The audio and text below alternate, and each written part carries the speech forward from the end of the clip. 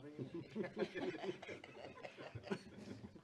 Pretty busy down. I'm pretty busy at the moment. Can you get back to me? Let me get back to you.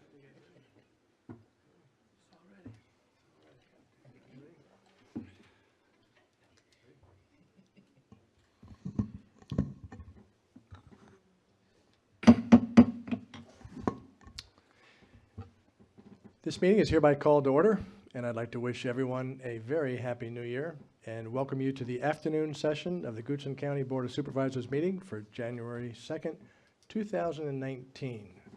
So when you write your next check, make sure you put 2019, not 18. We'll begin with an invocation followed by a pledge. This meeting, the invocation will be led by Reverend John Mayer of the St. Francis Episcopal Church and followed by the Pledge of Allegiance led by Supervisor Alvarez. So please rise as you're able. Let us pray. Almighty God, we thank you for the rich and glorious county of Goochland. We thank you that we can live here and work here. We thank you for this body, the Board of Supervisors, and the various government offices of this county. We ask that today, in this meeting, that you would lead the decisions with great wisdom. You would lead the reorganization in such a manner that the riches of this county are released, the people of this county live in peace and quietness, and that the businesses of this county will grow and prosper. The schools of this county will raise up students to become leaders in every field of endeavor. And we ask too that today, the very steps that you desire to have taken for this county to come into the next season of growth and prosperity and tranquility would be accomplished this afternoon. And we ask this all today for the glory of your name. Amen. Pledge allegiance to the flag of the United States of America and to the republic for which it stands, one nation, under God, indivisible, with liberty and justice for all.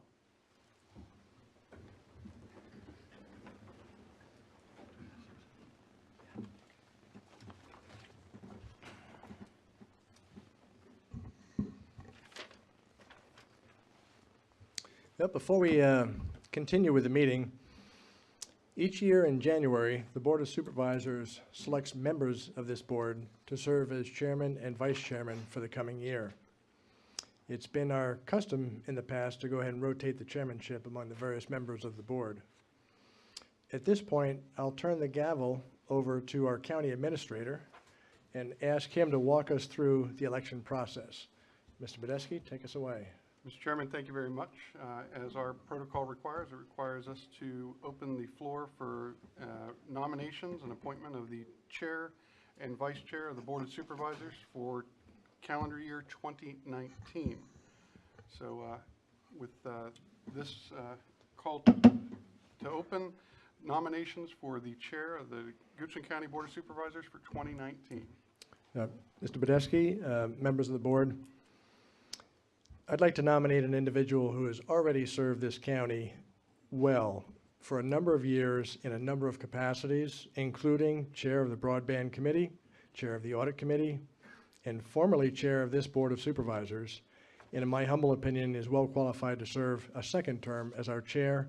So I would like to place in nomination the name of Supervisor Alvarez to be our next chairman. Second. Second for Mr. Alvarez. At this time, I'll do a roll call vote if there are no additional comments or nominations. Mr. Lumpkins. Yes. Mr. Minnick. Yes. Ms. Lachelette. Yes. Mr. Peterson. Yes. Mr. Alvarez. Yes. Congratulations. Maybe. Thank you. Mr. Chairman, my next order of business here today is to open the floor for nominations of vice chair of the Goochland County Board of Supervisors for 2019. Mr. Badesky, at this time, I have the honor of nominating Ms. Susan Lascolette, who has also been chair a couple years ago and has spent the last 7 years doing everything she can to help this county and her citizens. She has been on the She's chaired the Rural Economic Development Committee, has chaired the Audit Committee, and has chaired this board, and I'd like to place her name into nomination for vice chair. I'll second. Any other nominations or comments? With that, I'll do a roll call vote. Mr. Minnick, Yes. Mr. Lumpkins, Yes. Mr. Alvarez, Yes. Mr. Peterson, Yes. Ms. Lachelet. Yes. Congratulations to our new board chair and vice chair. Just a minute to reorganize. Yes, sir. Okay. All right, musical chairs. Can I take my chocolates over? Yes. Don't believe Ms. Lachelet has to move. That's fine. Unless you- Let's go switch.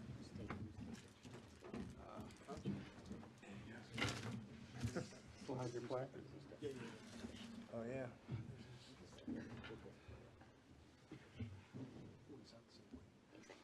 Oh, yes, thank you. It's just water. Is this you too, Manny? Oh, yeah. Yeah, maybe. Do you need this? No, I don't need that. Thank you. Just in case.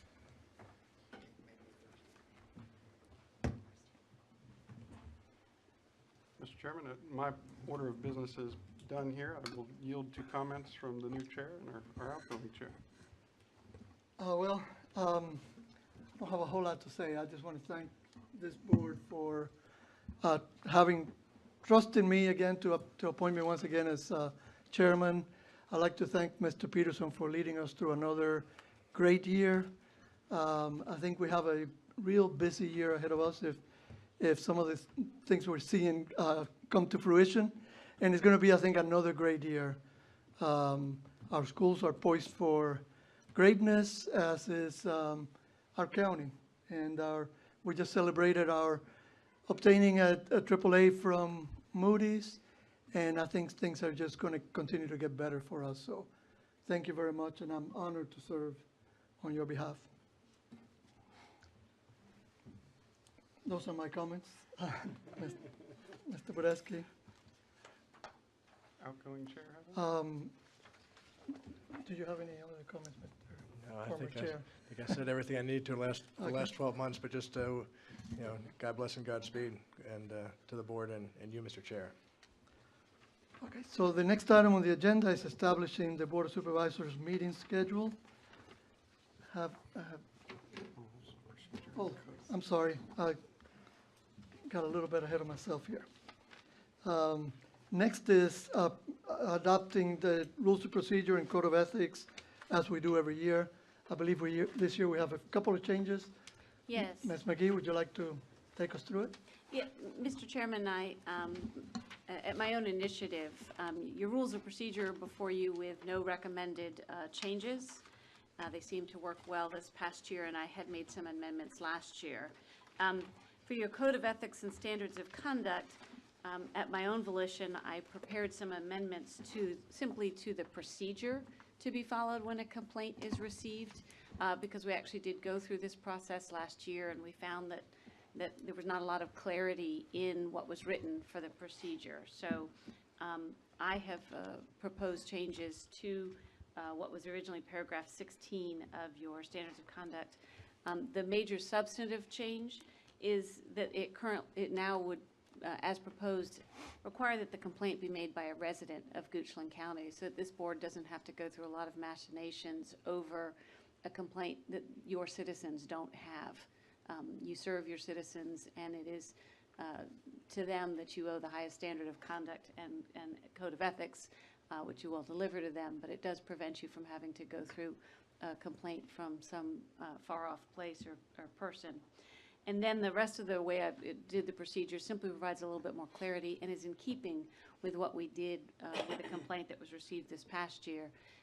I do want to clarify, not only for the board's sake, but for anyone listening, that the concept that the county attorney would review the complaint when it is received is simply to determine that it is in fact made from a Goochland County resident, and would be required, and then that it alleges something that could even come close to one of your standards of conduct. It is still to this board to decide whether or not it is a violation, but I would at least summarize and say, here are the one or two that possibly you could decide. Or in the unlikely event someone makes a complaint that really is nowhere close to one of your standards of conduct, then it would allow me to end the process without making the whole board go through it, but only after disclosing both to the public and to the board that a complaint was received and the analysis that it did not even meet those core basic standards. But otherwise, it still is very much a transparent process, one I think would serve the board and the community well. So I put it for your consideration. Any questions or comments from the board? Concerns? Okay. Mr. Peterson, did you have anything? Okay. All set. All right, in that case, I would accept a motion for, Mr. Chairman, I move that we adopt the resolution that adopts our rules of procedure and code of ethics and standards of conduct for 2019 as presented. Second. we have a motion and we have a second. All in favor, please say aye. Aye. Opposed? Abstentions? The motion carries, and we've adopted our rules of procedure and code of ethics. Next on the agenda is a resolution establishing the meeting schedule for 2019, and that's in our packet. Any questions or comments? No comments about the number of meetings. If no concerns, I would like to hear a motion. Mr. Chairman, I move that we adopt the 2019 meeting schedule as presented. We have a motion. Do we have a second? Second. We have a motion and a second. All in favor, please say aye. Aye. Opposed? Abstentions? Motion carries, and we have a busy calendar for next year, for this year. I don't have any additional comments. Mr. Bureski, if you wouldn't mind giving us your comments? Yes, sir. Mr. Chairman, the board just adopted the 2019 meeting schedule, and I just wanted to, for all those that are here with us today or watching this meeting, to call special attention to the upcoming budget season. You just adopted a number of meetings that are critical to the review of the county's proposed budget. Beginning February 19th, per the direction, I'm required to bring you a balanced budget recommendation, and we will meet all the way through April to consider the different department budgets, constitutional department budgets, and other requests. We'll also consider the capital improvement plan amongst that period of time. We review the school's budget. There are scheduled presentations for all of those entities that you have on your calendar here. In addition to this, we also do our typical town hall meetings in March to summarize the proposed budget. And I present this and share this because the more engagement we have in the budget process, the more we can adopt a budget that represents the priorities of our community. So encourage our residents to participate in that process. Last thing I wanted to just touch base on, just prior to this meeting, we did formally celebrate the recognition of our AAA from Moody's. I shared in that meeting the pride that I have in the county team, our constitutional officer partners, and our school partners. Collectively, it really is a team effort. I'm excited. It's hard to believe that 2019 is here. I'm truly excited what this year is going to bring for us. We have a lot of new projects on the books, a lot of continuing projects that hopefully will come to some conclusions. But it takes that team to produce the results that we've been able to achieve in the past, and look forward to, as the chairman challenged us to even better heights. So just excited about the next year and looking forward to working with the team. Thank you. So, Mr. Bureski made a good point. Please look at our calendar. There are several meetings that are not our normal meeting to discuss the budget. Looking February 19th, February 26th, March 12th, April 16th. So those are meetings that you can attend, should attend if you can, to make sure that you stay up on what's being requested and what we're looking at for the next budget.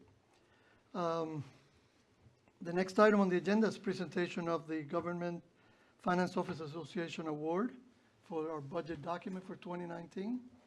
Mr. Chairman, I'd like to, as Barbara comes up here and her team in a minute, I just wanted to take an opportunity. In your short term as chairman, you've already won an award. Go ahead and clean up. And a photo And a op. photo opportunity here in a moment. All right.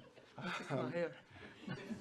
But this year, once again, and I don't take this lightly because it is a major accomplishment, that we have been recognized by the Government Finance Officer Associations for a Distinguished Budget Presentation Award. And this is not easily earned. There's specific criteria that are considered in recognition of these awards. They look at the budget as a policy document, and our budget does include our financial policies and guiding principles, the financial plan that we have for the county. As you know, not only do we do year 2, we adopt a 5-year balanced capital improvement plan, but last year we also did a 25-year capital improvement plan, the operations, and it's also a tool on how we communicate to the public how we spend and what are our priorities on behalf of our residents. And this too is a recognition that on a day-to-day basis, the finance department and its team does the day-to-day work, applies for the award, but it is a team accomplishment. I see our treasurer here, Commissioner of Revenue, members of our school board, school staff representatives. Again, this is something that we don't do alone.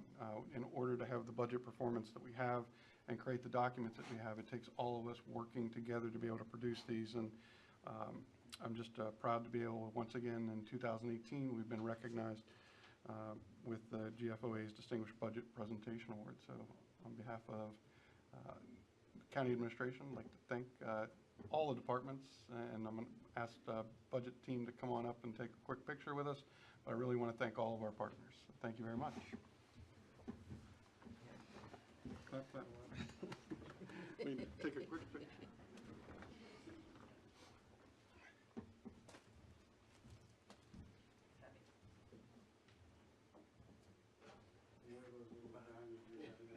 Bob slides his chair back, he might get in the background. You slide your chair back, get in the background. You lean in a little bit. Lean in. That's probably good advice anytime, right? Okay, everybody ready?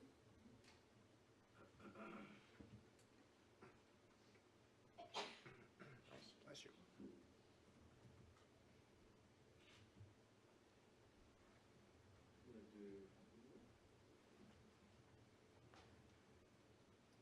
Ready?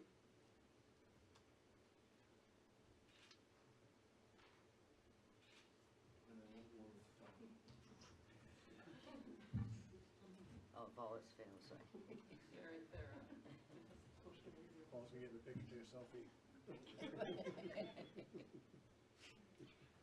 Take one with my camera too. Thank you guys. Take one with my phone too.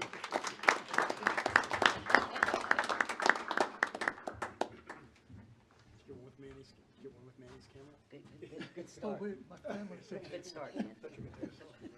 I'll text that to you.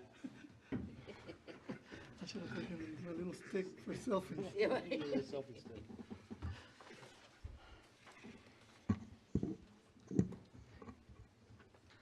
I want to thank them all again, because this is, the budget for the county is not just the way we're going to spend the money, but it really is a policy document. It says how we're going to spend the money. It communicates to the citizens what our plans are for the year. And it demonstrates, I think the fact that this award demonstrates that we have really focused on fiscal responsibility and transparency.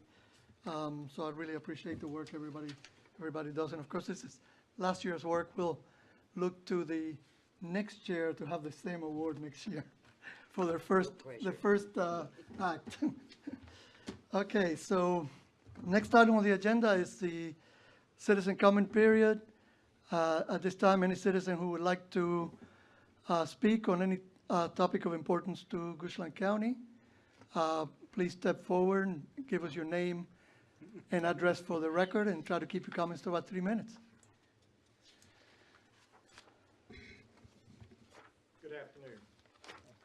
Chairman Alvarez, members of the board, Ms. McGee, Mr. Budesky, and most importantly, Ms. State. My name is Mike Caudill. I'm the Commonwealth's attorney for Goochland County. And I'm here to invite the board members and the citizens of our community to attend the Hide in Plain Sight presentation that will be on January 30th. Mr. Caudill, would you speak to the microphone Yes, sir. for the folks on TV? January 30th, 2019, Hide in Plain Sight, which is a presentation by our office in the Rural Substance Abuse Awareness Coalition. We will have a panel of people, including myself, State Police Special Agent Brian Moore, who will provide information about the current status of drug and opioid issues in communities such as ours. We will have a presenter from Hallmark Youth Care to talk about issues involving children. There will be coffee, donuts, and a free lunch, which is why we ask that you register with Eventbrite so we can have an idea as to who's coming. In addition to that, we will have videos of our own citizens who have experienced drug and opioid issues resulting in death and incarceration and things that have happened to their family. It's happening here, and they are a testament to that, and their videos are very compelling. Probably most interesting is we will have a Hide in Plain Sight set up from the Culpeper Police Department, which is a teenager's bedroom. They set it up, and in that bedroom are 150 places that kids have hidden things. And we get to go through, we get to see, no kids invited, to find out where these things are and what we can do to prevent this. So January 30th, the Cultural Arts Center on Dogtown, from 10 a.m. to 1:30 p.m. Again, lunch is provided, and certainly hope everybody here can come. I'll leave flyers out, but the entire community is welcome to attend. Thank you very much.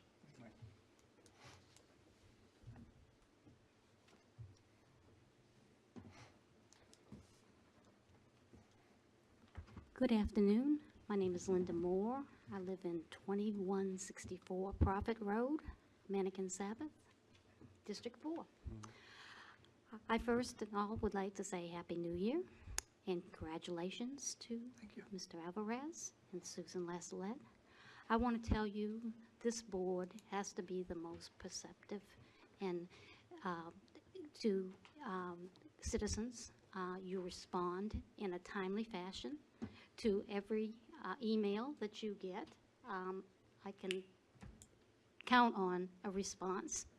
And me and my neighbors really respect your time and attention to our needs. Now to what brings me here today. Our community, again, is facing a development issue. We struggle with having accurate information about the rezoning process. I have asked Joanne Hunter to assist us, and she has agreed to come and be a guest speaker at my church, Goochland Baptist Church, on January 21st. The only way for citizens to understand the process is to have the information available to them. I am so grateful to Joanne Hunter for always being available to tell us exactly what is allowed and what isn't allowed in the zoning process. It is very complicated to understand this process, and the misinformation that gets out to citizens has us in a tizzy. I mean a tizzy. One neighbor says this, and one other neighbor says that, and by the time it gets down to somebody else, we don't know which end is up. So I am, again, thankful to you all, and keep up the good work. You are doing Goochland proud. Have a wonderful year. Thank you. Mr. Chairman, may I ask, Ms. Moore, would you mind confirming that it's open to the public, the event you're having at Goochland Baptist Church? Yes, it is. And that's on the Monday, the 21st, starting at 6:30? Do I have that right? My brain doesn't work as well as it used to. It's 6:30 to 8:30, yes, and it's at Goochland Baptist Church On on the- Mannequin Road. On the 21st of January? On the 21st, it's Martin Luther King's birthday, and Joanne has gracefully given up her evening. Thank you. And the agenda, what she's going to speak on is out. Okay. Um, Thank you. And it should be a very informative, that should put my community at ease, that they will understand, hopefully, the process, so a little better. Thank you. Thank you.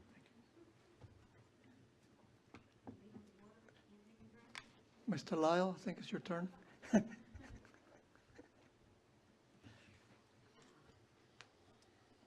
Good afternoon, members of the board. Congratulations, Mr. Alvarez, Ms. Lascolette.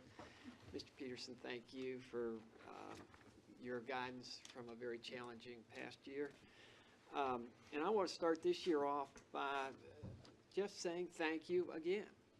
I very much appreciate I don't see all the time that you all put in, but I can only see from the efforts and the results of these public meetings, the background work that goes in.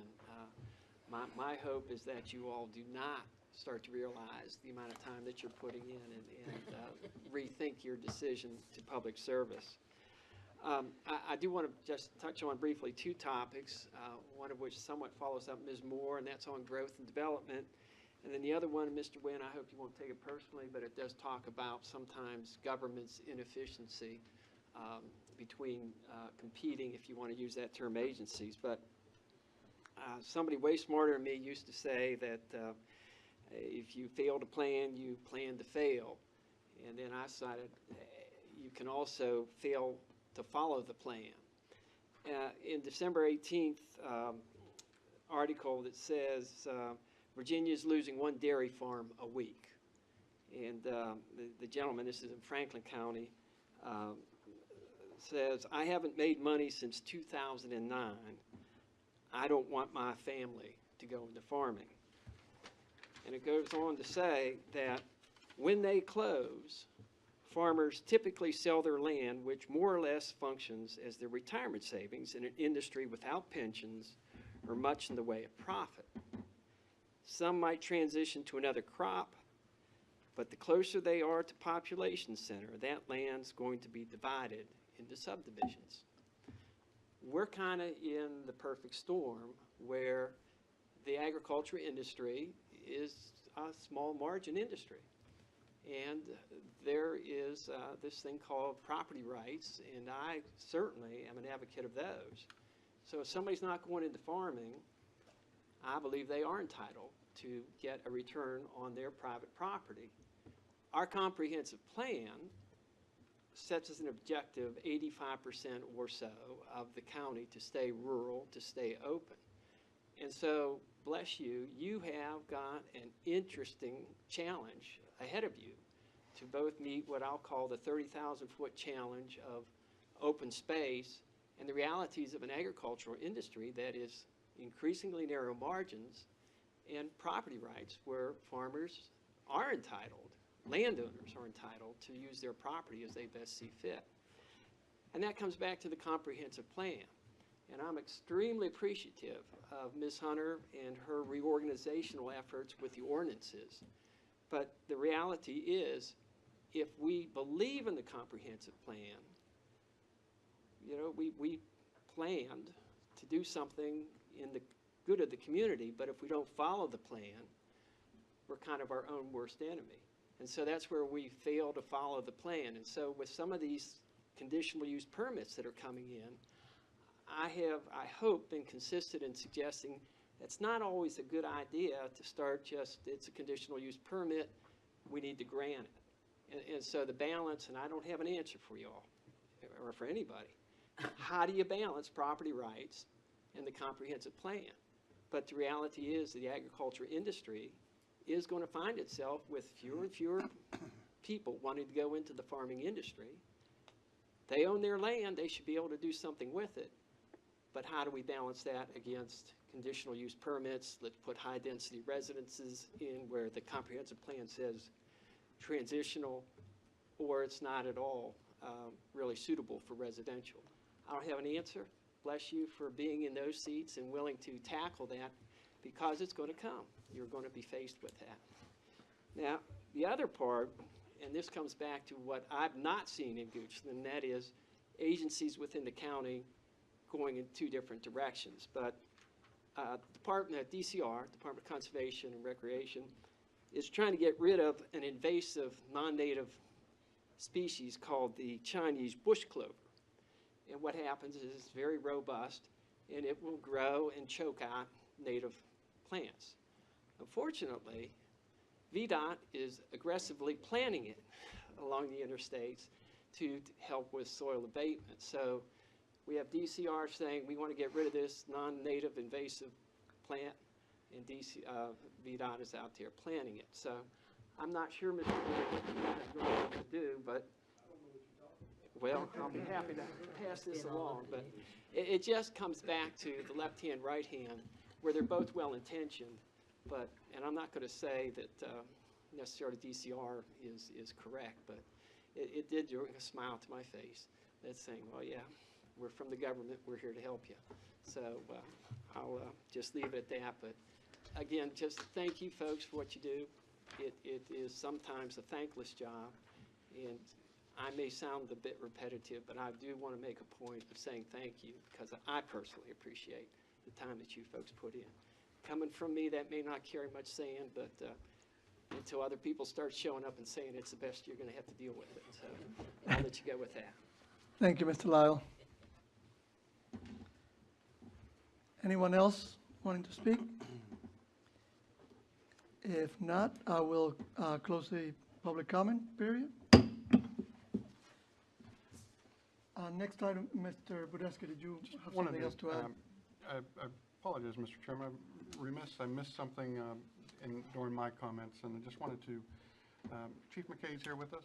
I realized that it was after the last board meeting, and we may not have gotten an opportunity to really share that Chief McKay has submitted his resignation. And so for those that have worked alongside with Chief, before the end of this month, when he finalizes his formal days of service, we will actually be having a recognition and extending an invite opportunity. So just want to make sure those of you that have an opportunity to wish Chief well, but also there will be another opportunity to come say a few extra words. So, Chief, thank you. Thank you, Chief. The next item on the agenda is the request to postpone agenda items. And do we have any changes or no? Okay. So next is the minutes for actually the November 26th and December, where is it? 4th. Mr. Chairman, I move that we approve the minutes as presented in our packet. We have a motion. Do we have a second? Second. We have a motion and we have a second. Any discussion?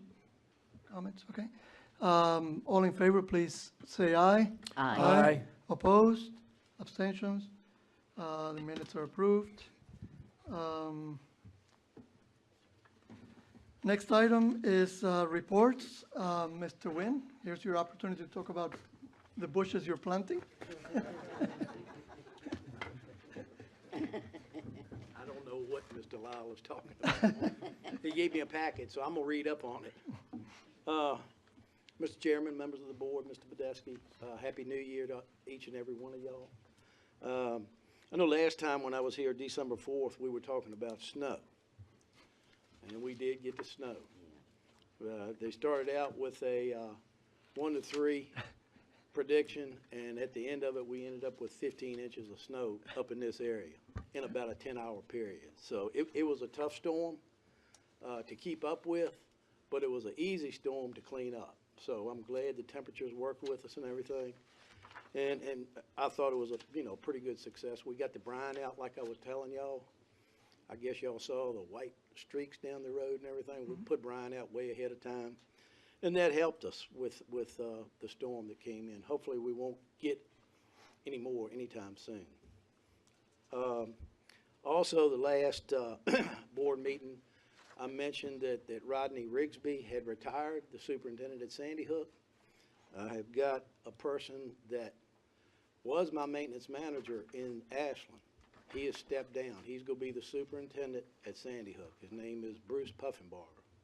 He's got a lot of experience, construction, maintenance, and anything you can think of. He lives about 2 miles from the area headquarters, and probably next board meeting, I'll definitely introduce you to him. Okay. He actually started on Christmas Day, so Merry Christmas to Bruce. I know y'all have seen the board report and everything.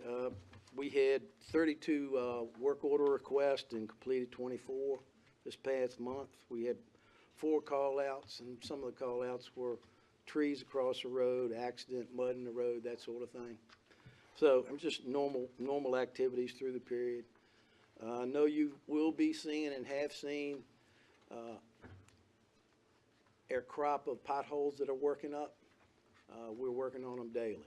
So if any of y'all have any areas you want to, get with me about, please do. The tough thing is most of the potholes we're fixing right now with coal mix, the asphalt plants have closed down. Hopefully they'll open back up sooner this year where we can get a permanent patch in those areas that we have trouble with. Let's see. We did have a few studies that were completed.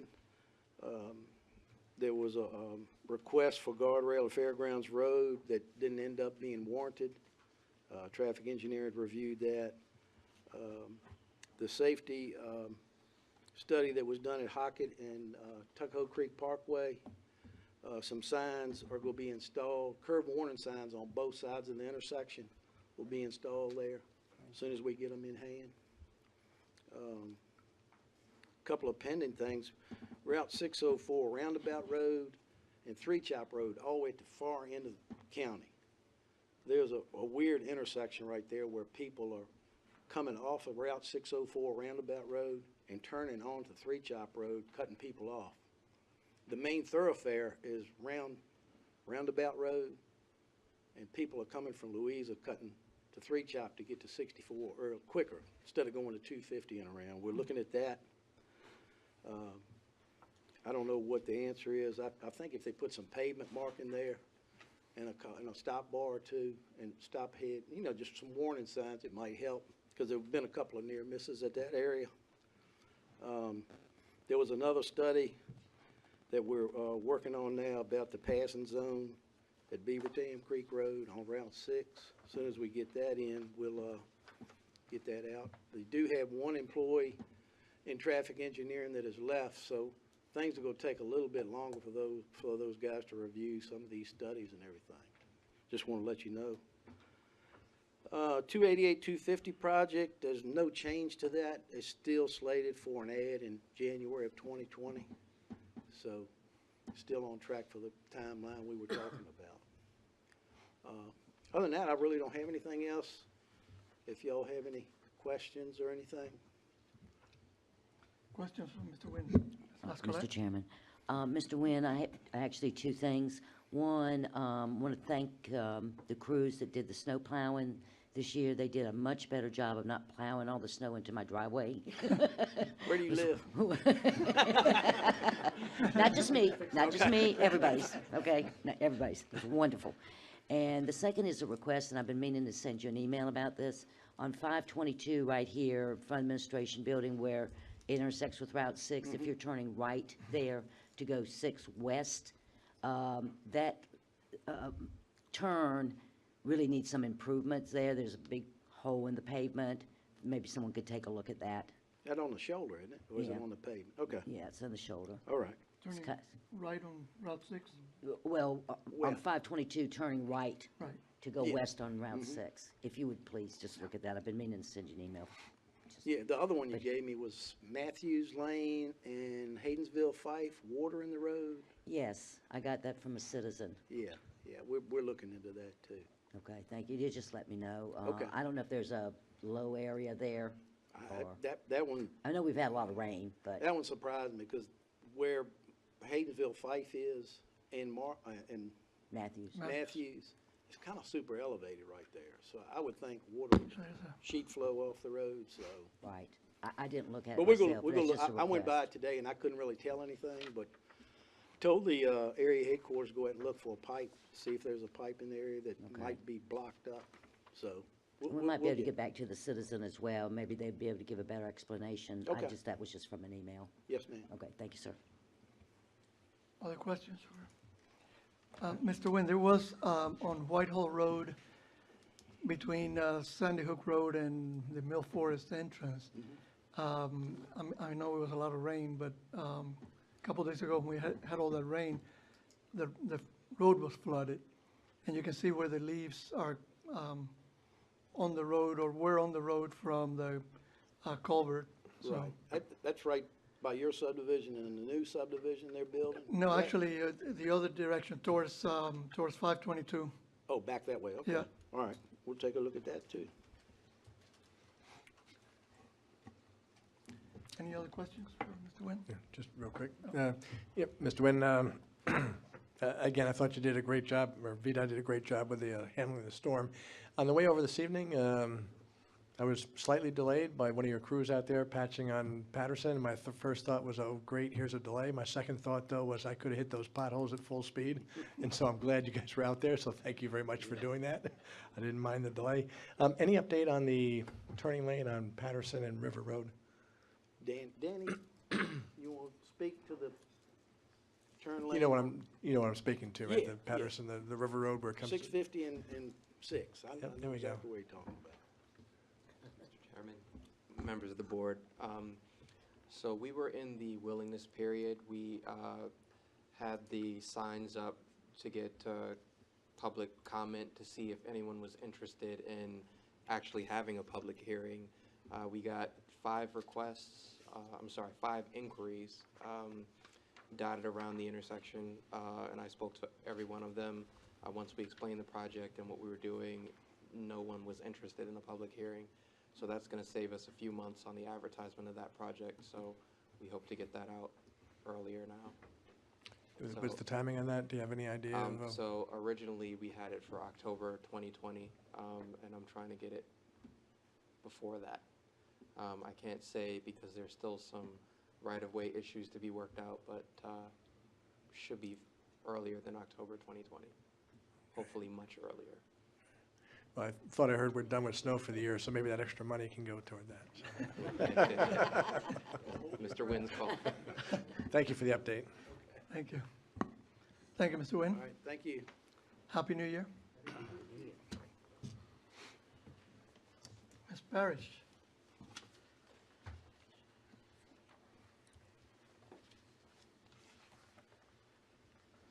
Good afternoon, Chairman, members of the board, Mr. Badesky. Good afternoon. Kelly Parrish, Director of Human Resources, and I'm pleased to present new staff in Public Utilities and Parks and Recreation. Jonathan, would you stand for us, please? Due to a resignation, Jonathan Stevens joined Public Utilities on December 17th as the Assistant Director. Jonathan comes to us from Fluvanna County, where he served as the Director of Public Works and County Engineer. He is also a registered professional engineer. Thank you for joining us.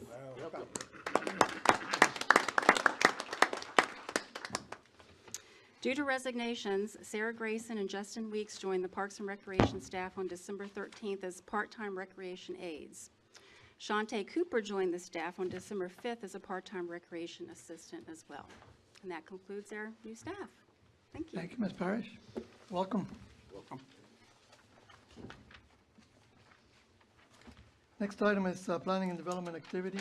Any questions information in our packet.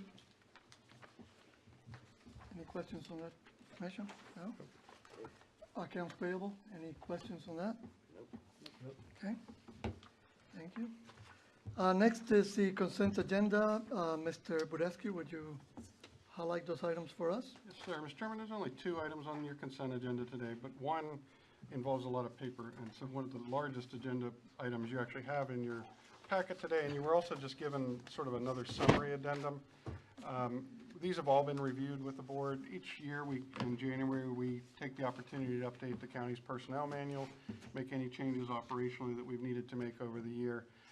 All of the changes, with one small exception, have been reviewed with the board, and I wanted to bring this to your attention. Something came up in our 2x2 discussions. And specifically, the only thing that has changed since we discussed earlier was there's one change to the computer mobile device acceptance use policy. As we've looked at this, we wanted to make sure we had flexibility to not have to wait to change the employee manual every January if we change our security protocols and policies. And so we did have 90 days in here, the requirement, and that is currently what our current policy and practice is. We just changed the language to allow us some more flexibility that's consistent with our own IT department's policies on the changing for security passwords. That's the only thing that has changed since we reviewed all these with the board. And so today, on your consent agenda, you have a request to make the proposed changes to the employee handbook. All of the other changes we have outlined and reviewed with the board prior. The second item on your consent agenda today is really just a request to set for a public hearing for the February 5th board meeting. And this is actually an ordinance to assist our school system. They, like many jurisdictions in the Commonwealth and the nation, are faced with challenges of citizens passing buses when lights are on. And the safety of our students is in question. The schools have, their state code allows us to adopt a local ordinance for enforcement through civil penalty. Some changes that the schools would be basically running the day-to-day program on it, but would have opportunity for civil penalty for passing of school buses. And this is basically all we're asking today is the authority to set a future public hearing. There'll be more detail of that ordinance presented at that public hearing. You have a copy of that ordinance in your package today as well. I do see representatives from the school board here, our sheriff's department's here. Thank you, Sheriff. And Kelly's here on the HR manual side, so if there's any questions regarding any of the items on consent today, we do have some of the subject matter experts here if you so desire to have any further discussion. All right, any comments? Mr. Lumpkins? Mr. Chairman, I just wondered if the board members, obviously haven't talked about this as a group, but I'm wondering if any of the board members have any thoughts on the volunteer service activities component of our new employee handbook. Yeah, I don't want to open up a discussion, it's not necessary, but I can see both sides of this. I tend to be in favor of it, but I'm just wondering if this board has any thoughts on that. Is this a complete replacement, Mr. Badesky? Is there any policy in place now? And forgive me for not remembering. This is an addition for your consideration. All right. I think it is fair to say that that particular item did not have 100% consensus in my early discussions. There were 4 board members that indicated that they'd be willing to consider this in this motion here today. So we did include a volunteer service activity. This allows for up to 8 hours of annual leave to provide volunteer services to Goochland County organizations directly. And so this is an addition to what was in our prior manual. This was the only, if you would, expansion of benefits in any of these changes. Most of it were clarification. This is a program that we do not currently formally offer as an organization. Do we know what other municipalities, counties offer or We did do a benchmark of this as we were reviewing it, and it is mixed. There are a number of counties that offer even larger number of hours. Some offer just the 8. Some offer the ability to offer volunteer service anywhere, basically in the region. Ours is Goochland specific. And there are others that did not have this as an opportunity for their employees. And so this was one that we saw some benefit. I think we also see both sides of this equation. This is time given to these nonprofit organizations that is time otherwise would be spent on other county activities. There also is a value to being engaged in part of our community that we are looking to provide support to our employees with. And so there definitely is perspectives on both sides of this particular equation. Is there a desire to pull this item from the consent agenda? And I wasn't trying to do that. No, I know, yeah, but, yeah. if there's some questions, Mr. Chair, I would be in favor, I mean, I think we perhaps just to, experiment with this provision maybe for a year and evaluate it after time to see what the impact, I mean, it's not only some peer localities also do this. This is a fairly widely used commercial practice. I mean, it seems to be generating, fair amount of steam across the commercial sector as well. This is not, it's not unusual, I would say, to see this kind of approach in this day and age by, many businesses, small and large. So I'm fine with, evaluating this for a year period and see if this is a good fit here. And I do like that it is focused on Goochland. I know we have, Goochland, I think that's a good idea. And we also are limiting it to 8 hours, so it's not wide open. And I know we have some employees who are on local boards, of nonprofit boards, and they're having to take their own time to attend, so I'm not sure. I think we'd review this every year, so we could see how it goes for the next year. And I'll add one more comment and just, And I do too. I support it. I think when you see the volunteer leave, it's, it's incongruous to say about volunteer and we're paying people to volunteer. But it's a community service component. I think it'd be community service leave or something like that might even be more palatable. But I would suggest, I'm in favor for what Mr. Minnick said, let's try it for a year. But the other piece that you all put in there that I appreciate, it says the Director of Human Resources is responsible for the official interpretation of this policy and reserves the right to revise or eliminate this policy as necessary. So we're giving, and this policy is giving the director a lot of leeway, and I think let's take a look at it for a year. But I just hesitated when we were talking about paying people to volunteer, but the flip side of it is I think it's great to encourage our employees to get involved in the community, in the type of activities that we're allowing here. Ms. Lascaux, you have Yes, Mr. Chairman. I agree that it's a good thing to volunteer, and I know what you're saying about private industry, but we're talking about the public's money here. And every citizen may not agree on every one of these activities. I'm opposed to this. At best, I would do a couple hours, maybe 4 hours or something. Who monitors it? Who's going to guarantee this? I mean, we're paying people not to do their job, to go out into the community and do something else. As good as those things are, I'm opposed to the concept.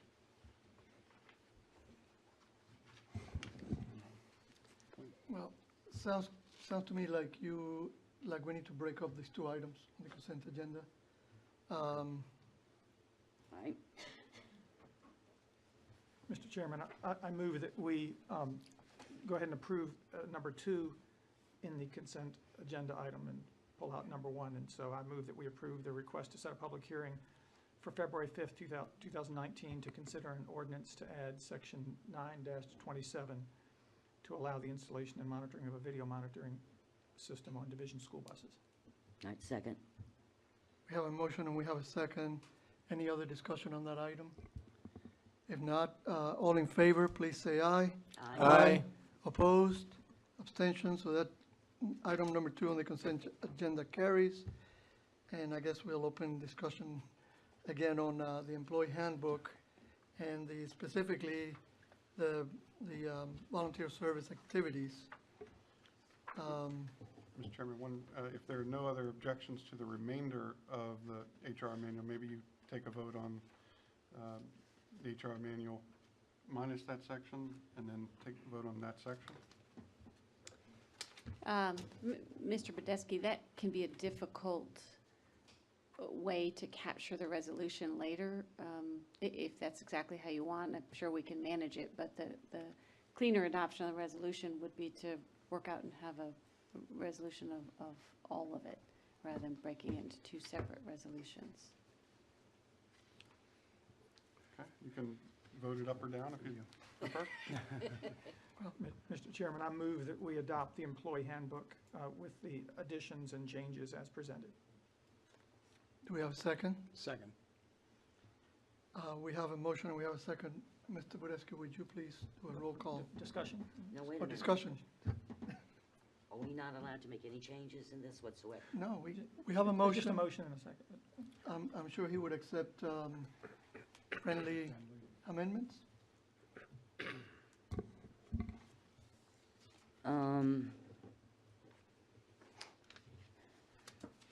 Well, while I prefer to take that entire volunteer hour section out, could we try 4 hours per employee the first year and have it tracked and monitored by HR, by employee, by organization, so we know how many hours and where they're going, and then take a look at it again next year?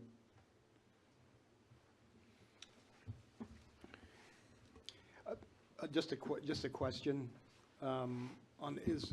This is subject to approval by the department head, the hours, the volunteer hours?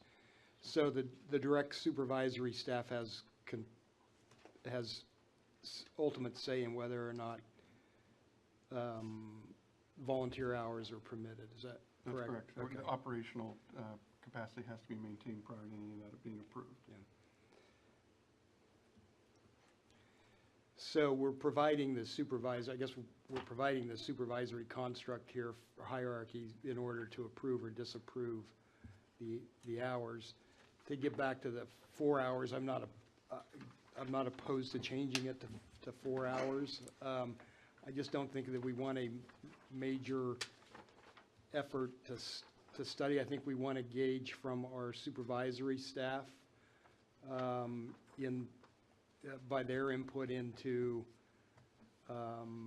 whether or not this is a workable policy for them. And I would just suggest that they probably wouldn't know if it's workable until they get into it and see how it works a little bit. So, and likewise, I don't want to take a tool away from the supervisory staff to do their either to do their mission or for their employees to support volunteer efforts around the community.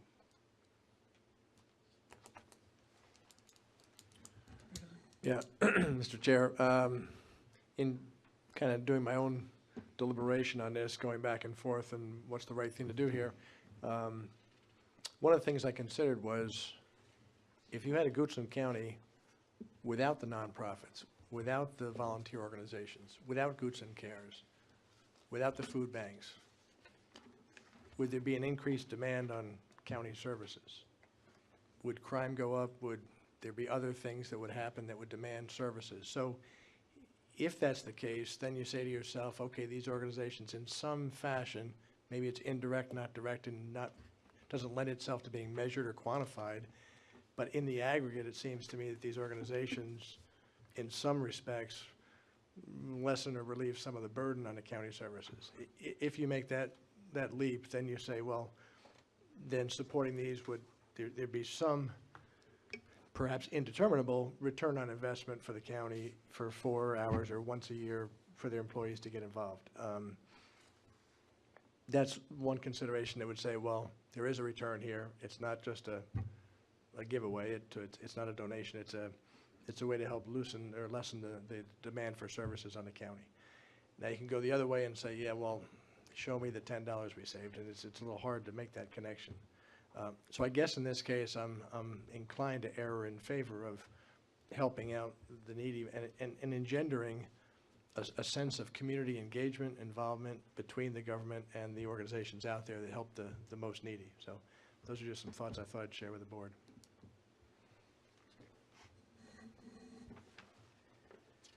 Any other comments? I tend to agree with Mr. Peterson. I think a lot of the county citizens see the government as something behind the building, and they don't get to meet the employees. They get to meet us, maybe. I get a lot of comments from people that appreciate every time one of our employees does something for the community.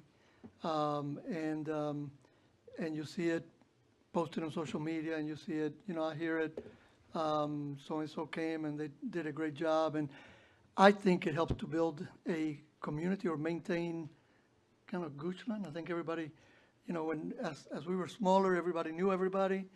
But we've grown, and I think a lot of the citizens don't know the rest of us. They don't know, in many cases, they don't know how much Goochland Cares does or the animal shelter. And I see, and perhaps this is a question for Mr. Bureski, we have, I know we, at the Spring Festival and the Fall Festival, we have employees out there helping on the tables. Is that considered paid time, or is that volunteer time? Most of them are volunteering their time. So they're already, I think a lot of our employees already dedicate a lot of their time to do volunteer activities. And I think I worked for a company that did, you almost could do limitless hours as long as you did your job. I know we don't want to do that, but I would be okay with doing 4 hours or 8 hours as you guys prefer.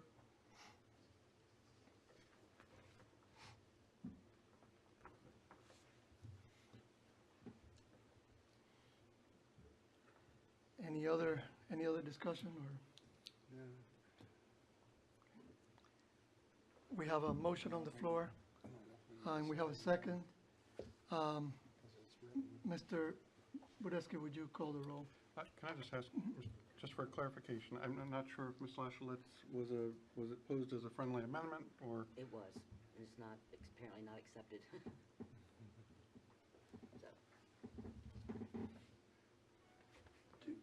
She made a friendly amendment. Do you accept the friendly amendment? Change it from 8 to 4. To 4? For a trial year. I guess it depends on what the board wants to do. I think it's a little micromanaging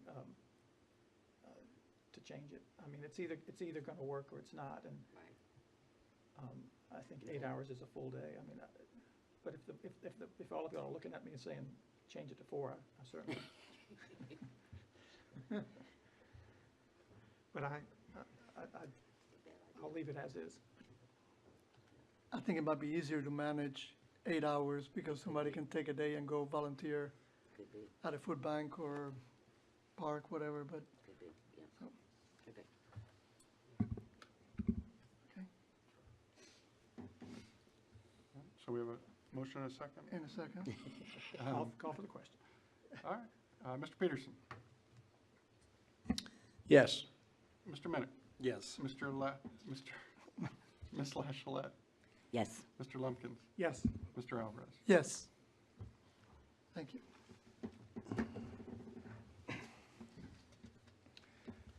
That's tougher than I thought. That's the remainder. That's the consent agenda. So the next item on the agenda is new business. And to start it off is capital projects update. Mr. Stamey?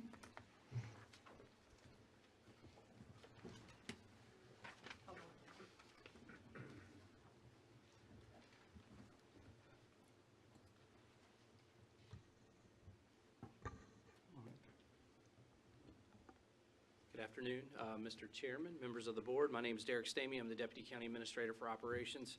and I have the distinct pleasure of providing you an update on our countywide capital projects that we have going on. The update includes a recap of projects we both completed, as well as projects that we currently have in the hopper or are currently in development.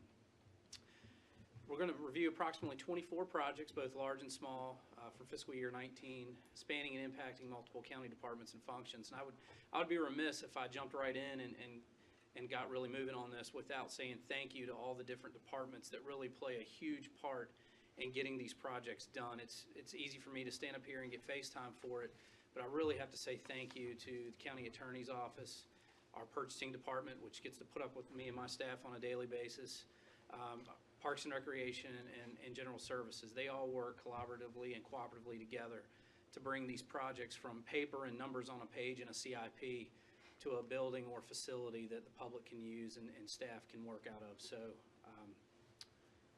with that, I say thank you to all of them, and I'm going to hop right into it. The image on the right has been my enemy for the past 8 months. That's a weather map. Pick a Friday from any Friday this year, and that's pretty much what it's looked like regardless of the month. As of December 31st, 2018 has been the second wettest year on record for the Central Virginia region. All of our construction projects, whether they have been ground up or renovations, any type of construction or capital project that we have had going on at any time has been negatively impacted by the rain or snow. And with that caveat, I move right into the administration parking Phase 2 project, which, based upon an analysis this afternoon, approximately 35% or 40% of that project has been negatively impacted by the weather. The project is currently in progress, and the image I have before you is the overall improvements that we had planned for the expansion of parking here at the administration complex. And I'm going to use this clicker real quick. You see this was Phase 1. And when I mention Phase 2, I'm actually talking about this parking lot located behind the existing extension building, which is here. That project will provide an additional 25 parking spaces to the rear of what we will call the future registrar's office, and will also relocate the current extension and future registrar building's front entry and improve ADA access to the building. Once completed, we'll have a net increase to this entire complex of approximately 60 spaces. This project has been significantly impacted by weather. As I mentioned, you're talking approximately 40% of the actual days on this project have been impacted by weather. And a lot of folks say, well, I haven't really seen a whole lot of movement with this project. That project, with the 25 spaces, the very early stages of that project are all underground. So everything thus far has been underwater stormwater management. And there's not a whole lot a contractor can do when we're getting 2 and 3 inches of rain or 15 inches of snow, as Mr. Wynn mentioned earlier. But we are pushing this project along. I'm working with the contractor to get out here and meet with us and really talk through with our engineering firm how we can stage this thing to get this project done without sacrificing quality. It is too late to pave. We can set concrete, but it's more expensive to do so. We also can't really plant a whole lot of plantings that are required as part of this plan during this time of year. So we are actively pushing to have this project completed by spring of 2019. Some additional administration complex capital and projects. I mentioned the registrar's office. We are in progress. We are in progress with this project. When I say the registrar, treasurer, and commissioner of revenue space, I'm talking about the vacated extension office, which is adjacent to that parking lot, as well as the entire 522 side wing of the administration building. As you may or may not recall, during the space study process and the recommendations that came forth from that space study, it did identify that wing as being a solid location to meet the long-term needs of our Commissioner of Revenue and as well as our Treasurer's Office. We are currently working with our vendor to complete the design, the redesign of that wing as well as the extension office, and we hope to have that completed by spring of 2019, bid and then construct between the summer of 2019 through winter of 2019-2020. So that is an ongoing project with a lot of different moving parts. And I really can't delve into that extension building until I get extension relocated to the central complex, which will be featured in another slide. So there's a lot of different moving parts and a lot of different dominoes here, and they're all interlocked. Social Services Office renovation. A few months back, Medicaid expansion. They came back to us and said, Social Services said, we need additional office space. So we went through the process of identifying whatever space we had left in their wing, and we were actually able to convert a storage closet. I know it sounds terrible, but we converted a storage closet, which was approximately 180 square feet. We were able to renovate that into a very nice office and meet their needs for social services. Goochland Sports Complex, also a part of the administration complex. We are in the process of completing all of our life cycle replacements for all of our HVAC systems on that building. Many of those systems are over 20 to 25 years old, and we're going to do a full switch out on all of our HVAC. We've also been able to complete security and lighting improvements to that building as well. As far as this building specifically, in addition to our space study, we have completed the IT renovations and the assessor space renovations earlier this year. Courthouse complex update. If you've been to the courthouse complex recently, you've noticed a very attractive tent that sits out in the front of the building, and that tent is actually being used. We do have a security issue with how we screen folks coming in and out of the courthouse. As you know, the courthouse construction dates back to 1853, and we are in the process of we've actually bid out some work to actually complete a 1,300 square foot facility that would screen folks in lieu of that tent. We would be able to meet our ADA capabilities for bringing folks into that building, but we would also meet the needs of providing a proper screening building for the courthouse. We anticipate the bid to be awarded. We bring that back to you in February of 2019, and we anticipate approximately a 6 to 8 month, given the weather, a 6 to 8 month construction time frame, with that completion being completed between August and October of 2019. In addition to that space, we've also met with the Sheriff's Office and completed an evidence room expansion with all the growth we're experiencing and all of the issues we're facing from an increase in demand on sheriff services. They've run out of space, and we met their need, and that renovation was completed in fall of 2018. That area, just like all of our complexes, are seeing their life cycle replacements for HVAC, needing replacement, and that is scheduled for spring of 2019. Animal shelter update. And I'm not gonna sugarcoat this project at all. This project is significantly behind schedule. Right now, based upon an analysis I received this afternoon, I have it listed that the project is 50% complete. The good news is 62% complete. So that figure that I have listed has been adjusted. That being said, we are currently 71 days behind schedule to be complete. So you can see we've got a bigger hole there that we're working to close from a completion standpoint on this project. Liquidated damages are currently being implemented on the general contractor, and those liquidated damages include the damages associated with the non-completion of work, but it also includes any costs incurred by the county for additional services related to our architect and from our project management firm. So we are doing everything we can to use our contract, which is really our greatest tool in our toolkit, to make sure that this project gets done. We have been in contact with the surety company, and we have been engaged with them to assist with the completion. And county staff is meeting weekly with the general contractor to push for the completion of this project. It's really something that we want to get buttoned up, and we want to get this project done, and we are working as hard as we can to expedite this as best as we can, given our contract. Our current schedule reflects a completion of May 2019. I'm sure that's subject to change. And again, we are actively engaging our contractor, architect, and project management firm to ensure the schedule's accuracy and completion. And as a reminder to folks, the temporary animal shelter is located at 2748 Dogtown Road, which is the Central High School Cultural and Educational Complex. Speaking of Central High, the Agricultural Center, we've already completed approximately 75% of the work that was going on in that 6,800 square foot facility. Monacan Soil and Water has relocated to their administrative offices. We're in the process of completing the space related to our extension office, as well as punch list items. Right now, I anticipate those items being completed probably the second week of January, and we anticipate moving extension in to that building probably a week after completion of our punch list. That space will include office, storage space, lab space, programming, and meeting areas. It's going to be a pretty cool facility once we're done with that. Also, at the Cultural Arts Center, we are in the process of completing our restroom renovation. You may recall that the two restrooms that were located where the theater is located in the Cultural Arts Center, we had held off on renovating those to a later date so that we could go ahead and get that facility open and active. We are fully renovating those facilities, and they will include new tile, fixtures, lighting, and will totally meet ADA requirements. I anticipate that those will be completed right about the same time that we finish the Agricultural Center. We do have some exterior improvements related to Central that are on the slate.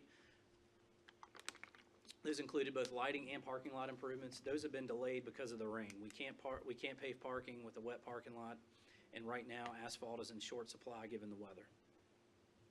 I anticipate those being completed in spring of 2019. Capital projects update on parks. Leaks Mill Park is complete. We are right now coordinating some efforts with our volunteer mountain bike group to finish up some of the things that they have working on at no cost to the county. Some small things like bridge crossings, trailheads, things of that nature. The Tucker Park pedestrian crossing, you can see the image.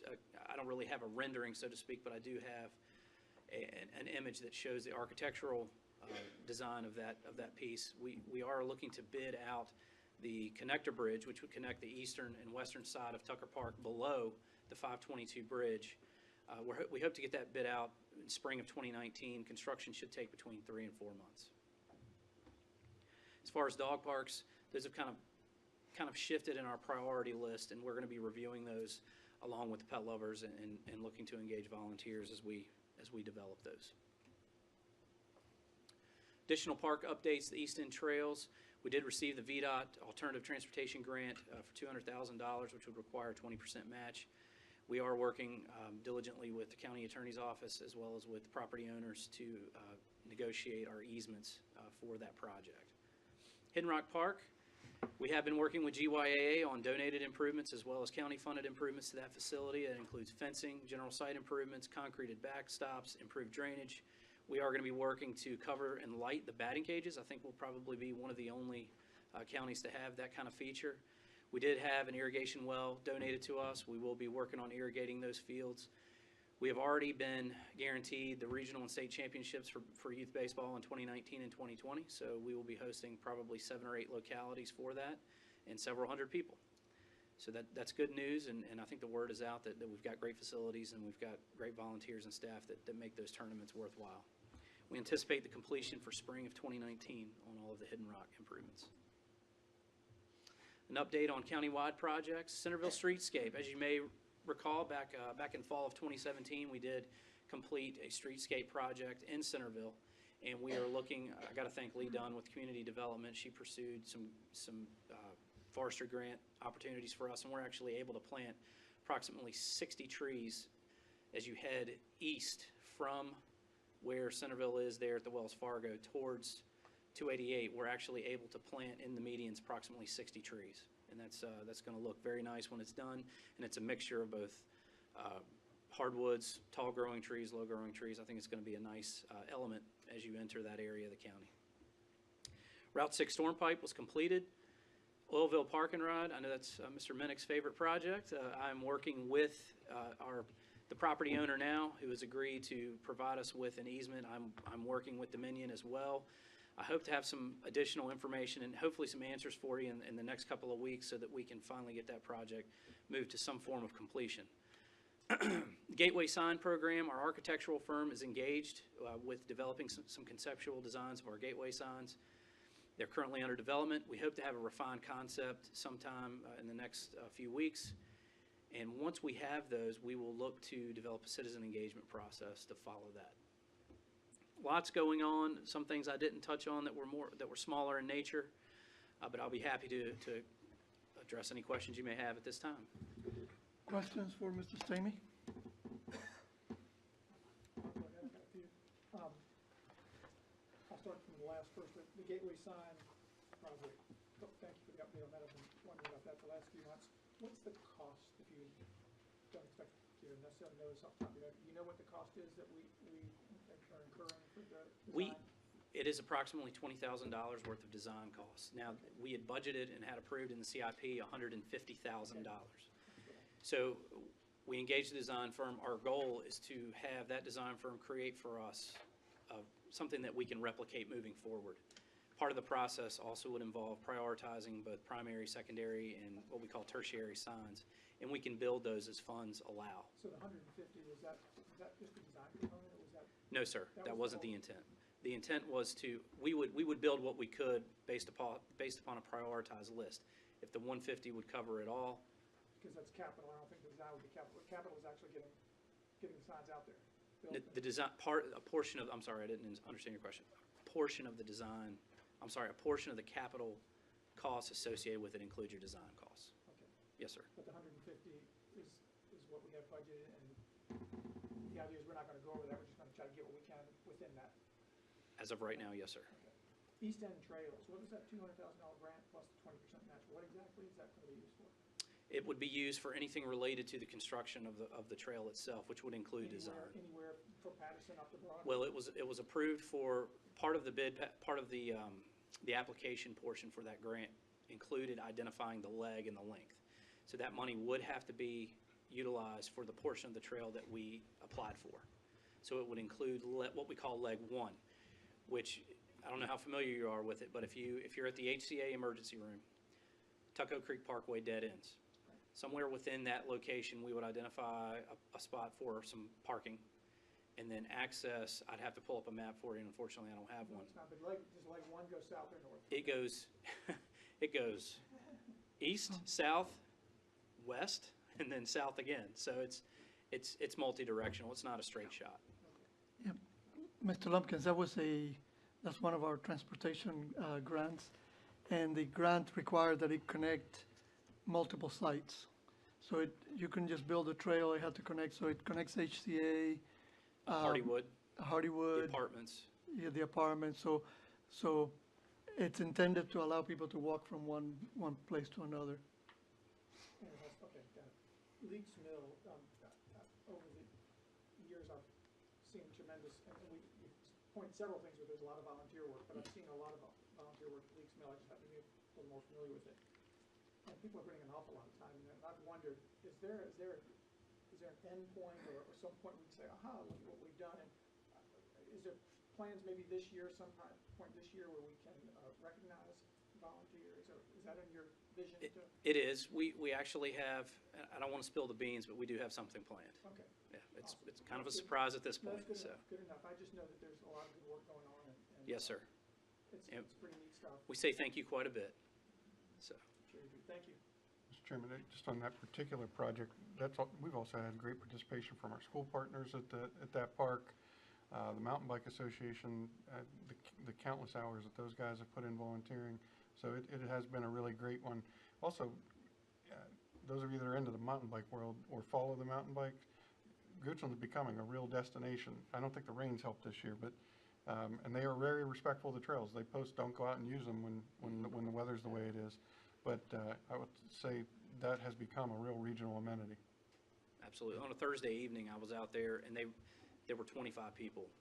There were 25 vehicles with bike racks, and nobody was at their vehicle, so I assumed 25 people were somewhere in the park. So, again, 9 miles worth of trails, probably 10 to 12 bridge crossings, and it's a lot of work. It's a lot of fun too, riding through there. Absolutely. Yeah, Mr. Chair, just real quick. Derek, thank you for that presentation. By the way, it seems like we're doing a lot of our HVAC work kind of all at once for the admin building, for the sheriff's courthouse area, the extension building, all that. You mentioned they're 25 years old. I think there's been some progress on the efficiency of generation of Absolutely. HVAC. So we're going to see a dramatic change, I'm guessing, in the amount of maintenance costs to maintain older units and the operating costs of operating That's something the that's hope, much yes, sir. more efficient. That's how we were able to, when we went back and we looked at the 25-year CIP, we looked at a multitude of things. We looked at age, we looked at how often we made repairs, we looked at the quality of the unit. Staff really did a full assessment of all of our systems, and we went through and prioritized what would get replaced first and how we would go about replacing them. I would expect to see some savings. I couldn't tell you off the top of my head. Yeah, so there'd what be a that would capital but- cost up front, but the ongoing operating cost should be, Yeah, and then you've reduce it got, some. we're adding facilities all the time too and renovating existing facilities that we weren't in previously, so that may wash. Sure. But we Okay. can certainly monitor that. Okay, great. And the other thing that struck me was just about all these projects are going to be done in the spring of 19. So it's going to be a very busy time. We're going to try. We're going to try. The good news is, and I thanked Finance before, this is another example of us working together. They worked very hard with our staff to put together an on-call contractors list for our HVAC replacements. Those are the type of tools that we have to help us get things done well. You know, I could easily say, yeah, absolutely, we're going to get it done April 19, but those types of tools that we have helps us to achieve those, and we've already got those in the hopper ready to go, waiting for the weather to break, so. And I assume you have another list behind that of. I do, absolutely. Sounds good. Well, Changes daily. Thank you for everything you do, and it sounds like you're very good at multitasking, so thank you. All right, thank you. Mr. Chair, do Any you have other questions? for Mr. Stamey? Thank you. Just a quick question. How's Matthews Park doing? Matthews Park, when you it's say getting- doing, like. Is it getting a lot of public? I'll tell you, it's getting more than I anticipated. I think from a numbers standpoint, you know, I can pull the most latest report, but we're seeing a pretty good amount of visitation, more than I anticipated at the time. I can email you that figure, but I'm thinking, and we do a traffic counter, it's one way in, one way out, so there's a margin of error there, and we go off a national standard, but I think it's getting probably 4,000 hits a year, which is phenomenal. And staff have said we have a volunteer group that goes out there and cleans it for us. Calvin Hopkins and his church go out there, we provide them with materials, and they do a great job of cleaning that facility. It's one of the cleanest we have, and the community seems to really like it. Great, thank you. Mr. Chair, just one more perhaps. Derek, you mentioned the regional tournaments. Yes, sir. Big picture, is that going to cost the county money, or is it going to generate revenue for the county, or is it going to be break even? We how do would you- provide support for those tournaments, so there is a staff impact. I think what I haven't really been able to nail down is, I could tell you what it costs the county. I can't really give you a picture of how it positively impacts us because of we don't have hotels and things of that nature.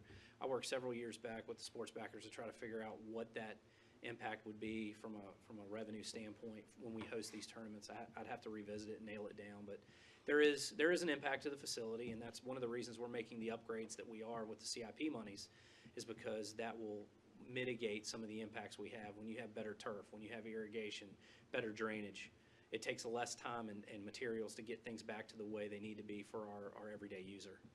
Okay, well, I would just suggest that we keep at least one eye on that if there's registration fees, if there's concession revenues, if there's some revenues to offset it so that we don't take, holes that we.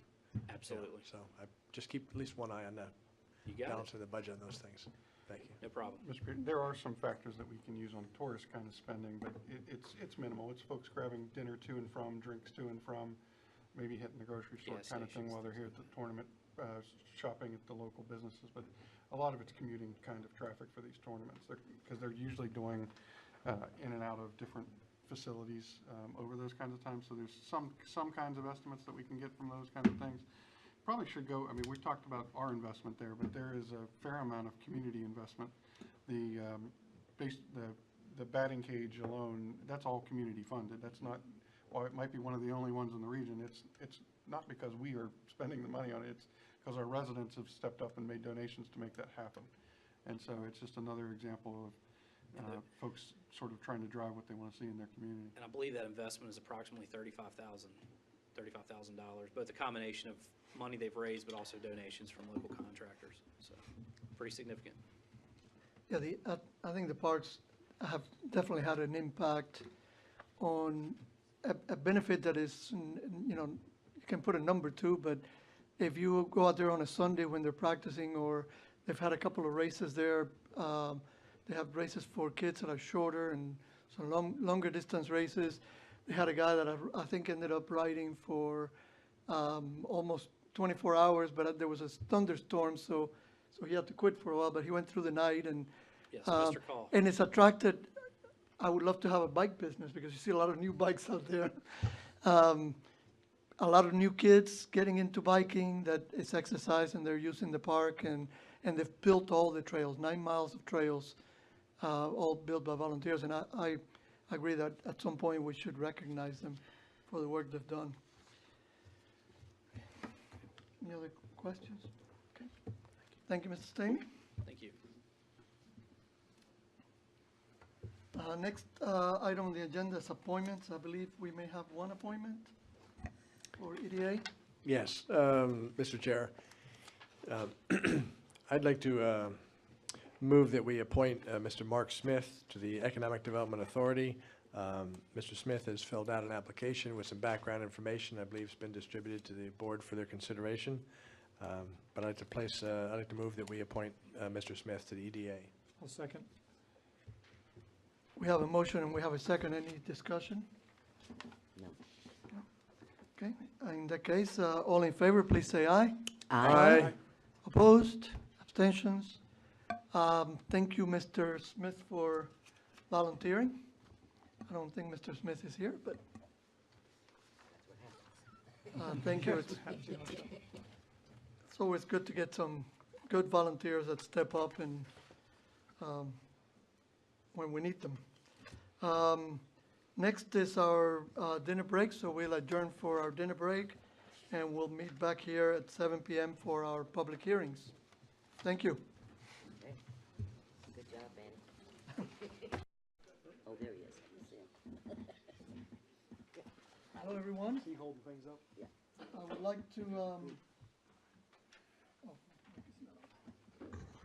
like to call back to order the Board of Supervisors meeting for our 7 p.m. public hearings. The first item on the agenda, as usual, is our citizen comment period.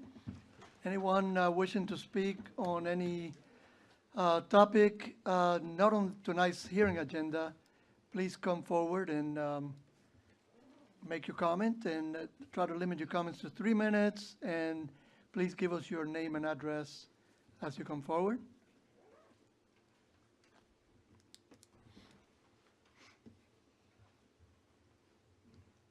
Good evening and congratulations, Mr. Alvarez. Thank you. My name is Karen Horn. I'm School Board District 3. My address is 3205 Doublebrook Road in Goochland, Virginia. And I would just like to share this evening a bit of information, as I know that the citizens of Goochland County are concerned about everything related to education, and to let you know that January 7th through the 18th, at the school administration building on the ground floor, there's an opportunity for citizens and employees to all review textbook and instructional resource materials. And these are all related to the 4 core content areas. So I hope that some folks will be able to have an opportunity to go by and review this information. And thank you. Ms. Horn, what yes. time? It has no times on, oh, here we go, 8 to 4:30. 8 to 4:30. Yes, Monday Okay. through Friday, 8 to 4:30, ground floor of the school administration building. Okay. Thank you very much. Thank you. very much.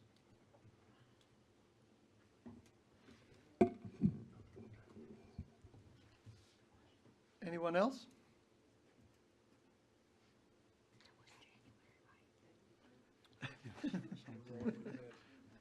All right, I will close the citizen comment period, and we will begin our hearings. The first hearing tonight is an ordinance to amend the boundaries of the Centerville and Shallowell election precincts and to adopt a revised map. I believe Mr. Mulligan is going to present. Thank you for having me. I'll try to make this as quick as possible.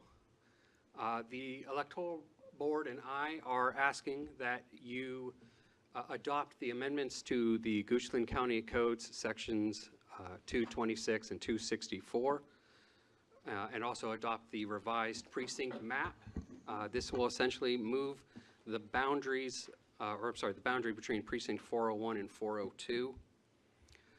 We currently have 1,682 registered voters in precinct 401 Shallowell, and we have 2,843 registered voters in precinct 402 Centerville. And there's also significant residential development in precinct 402, which, as you can see, is already the largest. So in February 2019, our boundaries will be frozen because of the upcoming census. We're not allowed to change any district lines during that time period, February 1st, 2019 to May 15th, 2021. And there will be a presidential election in there, if you notice. So what we're trying to do, what this will accomplish, will to rebalance the population as far as registered voters go between 401 and 402. So they meet somewhere closer in the middle. And this will allow us to provide the level of service to Goochland voters that they deserve, because the lines, even in this election, this past election at 402, were really long. And if you could imagine a presidential election where the turnout would probably be even higher, but on top of that, with 1,800 to 2,600 more voters showing up, that would be, we wouldn't be able to provide the service level that we would like to. I have also added in here the kind of before and after picture to show where the line would change if you adopt the revised map. That in District 4, the greenish one on the right, that blue line there that cuts it in half, that's the boundary between 401 and 402. And what we would like to do is move it more over to the east. That would move 800 voters currently that are in 402 into 401. But like I said, there's 1,800, or there's residential buildings going up in 402, about 1,800 homes, I believe. So what we're trying to do is carve out that section, move 800 voters from 401 into 402. That would leave some breathing room for those 1,800 homes. And again, we'd have to make the change now because the boundary is being frozen starting February 1st.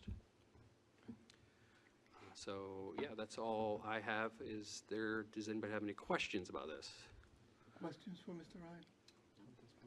I have one quick one. Mm-hmm. Have you looked carefully at the ordinance amendment as it's written in our agenda packet? And the reason I'm asking is, have you looked at it, because have you looked at the new description?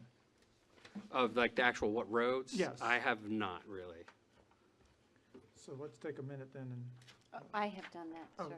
I have gone through with Okay. a map and the words and made sure that they That it- describe, It jives with, other than my not knowing exactly where a creek is flowing as I look at a map. Right. Yes, sir. Right. gotcha.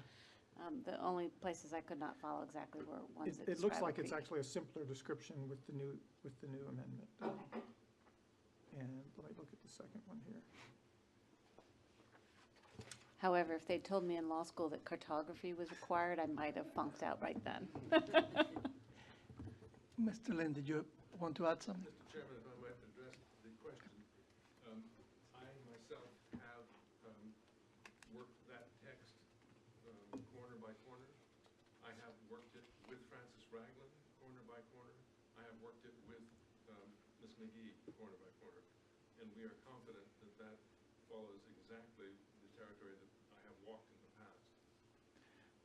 Thank you very much. I just want to make sure if we vote to approve this, that we're giving you actually what you're asking for. Yes, sir. So, Thank you. thank you. Any other questions or discussion before I open the hearing? Nope. Okay, thank you. Thank you.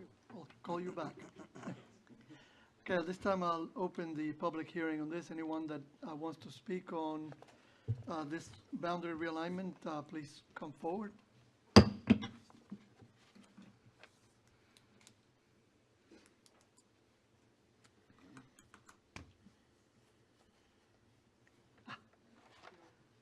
I knew I could guilt him with my looks. Jonathan Lyle, 1521 Mannequin Road. I am in District 5, so in some respects, I have no dog in this fight, but I just want to, I guess, compliment and reinforce that the electoral board is going to let people know. I was able or privileged to work as an election official at one time, and people, when we did the Blair Road new precinct and I was working at Dover, we had a lot of people coming in, and I don't know how the board is going to be able to accomplish it because we told people numerous times, this is your new precinct, and they still, we're creatures of habit.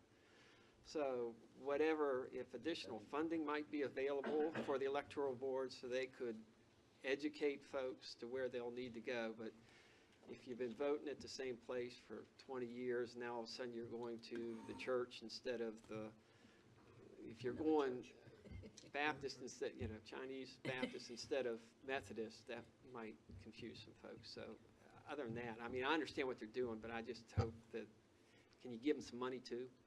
So that they can educate folks. That's pretty much what Thank you, Mr. Lyle. Any other comments? Okay, I'll close the public hearing. So, Mr. Mulligan, what is our communication plan for getting the word out? I guess I'll get new cards. Yes, we're required to send out a mailing to everybody affected by this change, letting them know that their precinct has changed. And also, I believe we were going to try to get get it in the Gazette at least 2 times, probably. And also signage at both, or at 402, letting voters know that their precinct may have changed. To what extent, I don't know if we're going to maybe have a site they could go to see what addresses are affected, because there's no way we could list all the addresses affected. But yeah, additional, we're going to, I believe, have an extra poll book, right? Yeah, an extra poll book and election officer at the precincts, because the 800 people, right, they could still go to the wrong precinct. So there's still going to be a higher number of voters showing up at 402 than there should be. So have extra manpower, extra EPB to let people know that you're in the wrong precinct, you're supposed to be over there. Any other suggestions? Any other questions for Mr. Mulligan? No? In between the next election and now, I guess we'll also have town hall meetings. So it'll be a good opportunity to let people know. And I guess to Mr. Lyle's suggestion, if you need funding for advertisement, I guess we can work something out. Okay. All right. Thank you. Thank you. Any other discussion? If not, I would entertain a motion for approval or? Yeah, Mr. Chair, I'll enter a motion. I think this is actually probably a pretty good time to do this. Obviously, we've got a hard stop with the census coming up, and we'll be locked out from making any changes. I think also that since we have, I mean, not that all elections are important, but certainly in advance of the presidential election, there'll be several elections in between. You know, we have basically a general election every year in Virginia, not counting any primaries that may be held. So I suspect that over time between the time and between now and the intervening period of the presidential election, we should have pretty effective communication getting the word out. And I just would go back in history a little bit. 8 years ago, we opened a second precinct at the Chinese Baptist Church. We had pretty good communication there to get people oriented with their new polling station. And it was just, I think, shortly before we moved into the Chinese Baptist Church that we relocated from the fire station to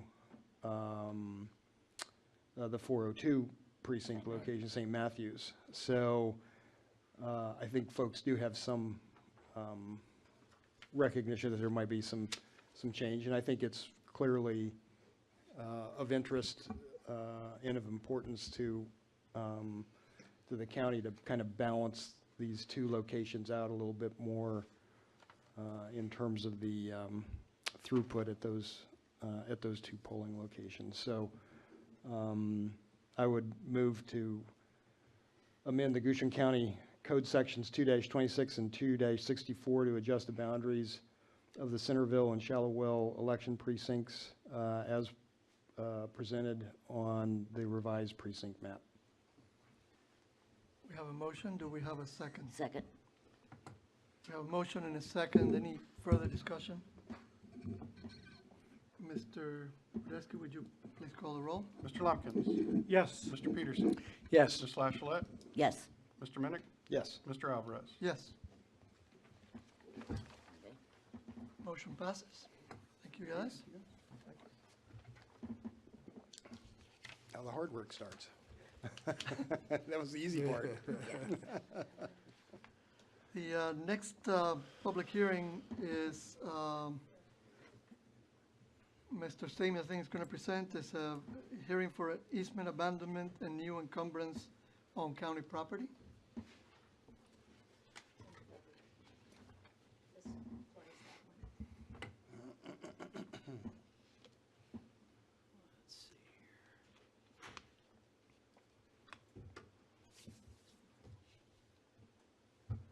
All right. Bet you all thought you were done with me for today. Derek Stamey, Deputy County Administrator for Operations. This evening I have for you a presentation related to a public hearing for the abandonment of an easement on county property, and as well as a new encumbrance of an easement on the same parcel. The address of the property in question is 1998 Sandy Hook Road, Goochland, Virginia 23063. It's located about a half a mile north of here, up 522, right around across from the Southern States Cooperative there on 522. The acreage of the parcel is 6.256 acres, tax map 42-1-0-69-0. The property was acquired in 2011, and the property currently has a 50-foot wide non-exclusive easement that bisects the property running southwest to northeast. The easement currently allows access and contains utilities serving properties adjacent to that county parcel. The request this evening is to abandon the existing easement and encumber a new 50-foot non-exclusive easement along the southern boundary of this property. Some conditions related to that would include the grantee relocating their current access drive and the utilities within 2 years and maintain that in good condition. To give you an idea of its approximate location, here's a 30,000-foot view of the county. You can see it's pretty much dead center of that red circle. I've also provided you an overview of its exact location utilizing GIS. You can see that the property sits between the county-owned, the school property there for the high school complex and 522. This is a diagram of both the current easement that exists here that bisects from north to south. We're going to actually abandon this easement and then relocate it here right along the southern portion of the property.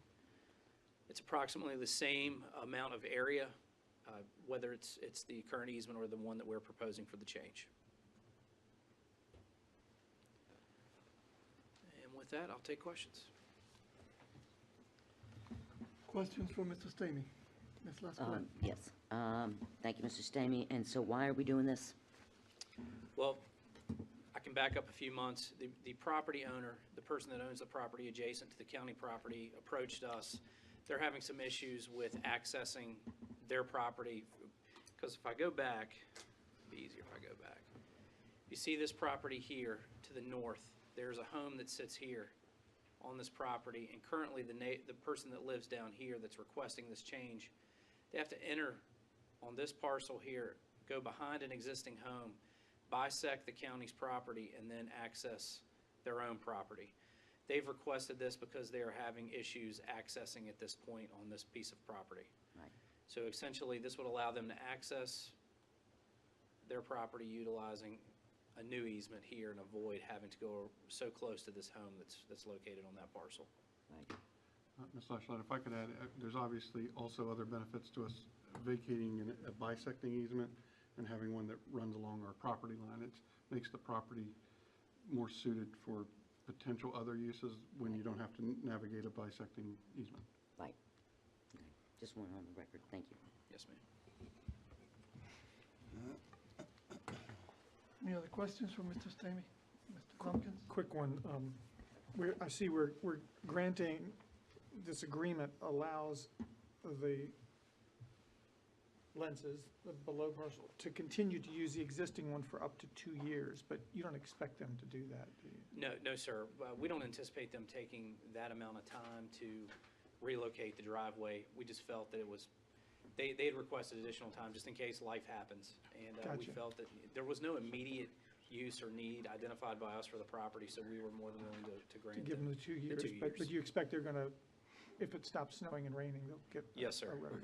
And we'll monitor the situation as well. So, Good, thank you. yes, sir. Any other questions? Comments? Thank you, Mr. Stamey. Okay. Okay, at this time, I'll go ahead and open the public hearing. Anyone that wants to speak on this topic, please come forward.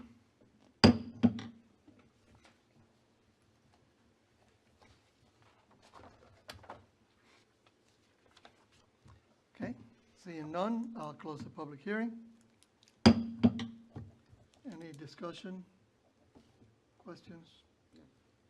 Mr. Chairman, I move that we adopt, let me make sure I'm reading this correctly here.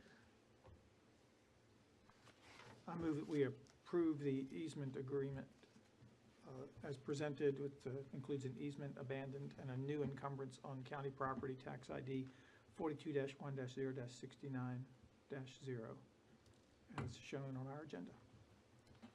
We have a motion, do we have a second? Second. We have a motion and a second. Any additional discussion? Okay, Mr. Bredesky, can you call the roll? Mr. Peterson? Yes. Mr. Minnick? Yes. Ms. Lachelette? Yes. Mr. Lumpkins? Yes. Mr. Alvarez? Yes. Okay.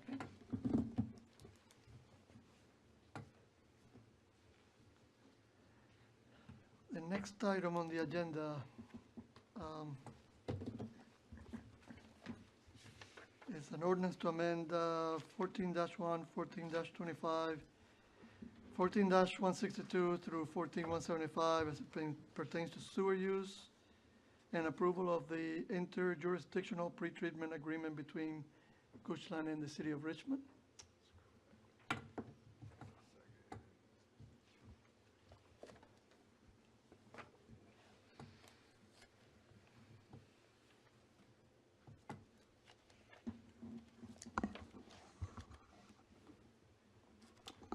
All right, good evening, Mr. Chairman, members of the board, Mr. Budesky, Matt Loneshore, Director of Public Utilities. So what I have for your consideration tonight is amendments to ordinance chapter 14, sections 14-1, 125, and 162 through 175 as it pertains to sewer use, and we'll also be requesting the approval of an interjurisdictional pretreatment agreement. So just to go over the order of the presentation, we'll actually be presenting two things tonight. The first thing is the sewer use ordinance amendments, and that's what requires the public hearing. The second item is the interjurisdictional pretreatment agreement. That does not require a public hearing, but we will be requesting approval. And to hopefully clear up any potential confusion, I'm actually going to discuss the interjurisdictional agreement first to more or less put the sewer use ordinance revisions into context and why we need them. But first of all, before I give a presentation on pretreatment for those in the public that may not know what pretreatment is or may be seeing this for the first time, I just want to read through a quick definition of what pretreatment is, and that is the reduction of the amount of pollutants, the elimination of pollutants, or the alteration of the nature of pollutant properties in wastewater to a less harmful state prior to discharging or otherwise introducing such pollutants into the POTW, which is the publicly owned treatment works. We'll be going over that in just a minute. So to quickly go over what the interjurisdictional pretreatment agreement is, to give you some background, in the Tuckahoe Creek Service District, which is on the east end of the county, all the sewer collections in that district end up at the city of Richmond. So basically, all the wastewater drains down to one of our large pump stations, and we pump it just over 10 miles into the city of Richmond, where we offload it into their sewer system. In order to make this happen, we have an agreement already in place with the city of Richmond for wastewater treatment services.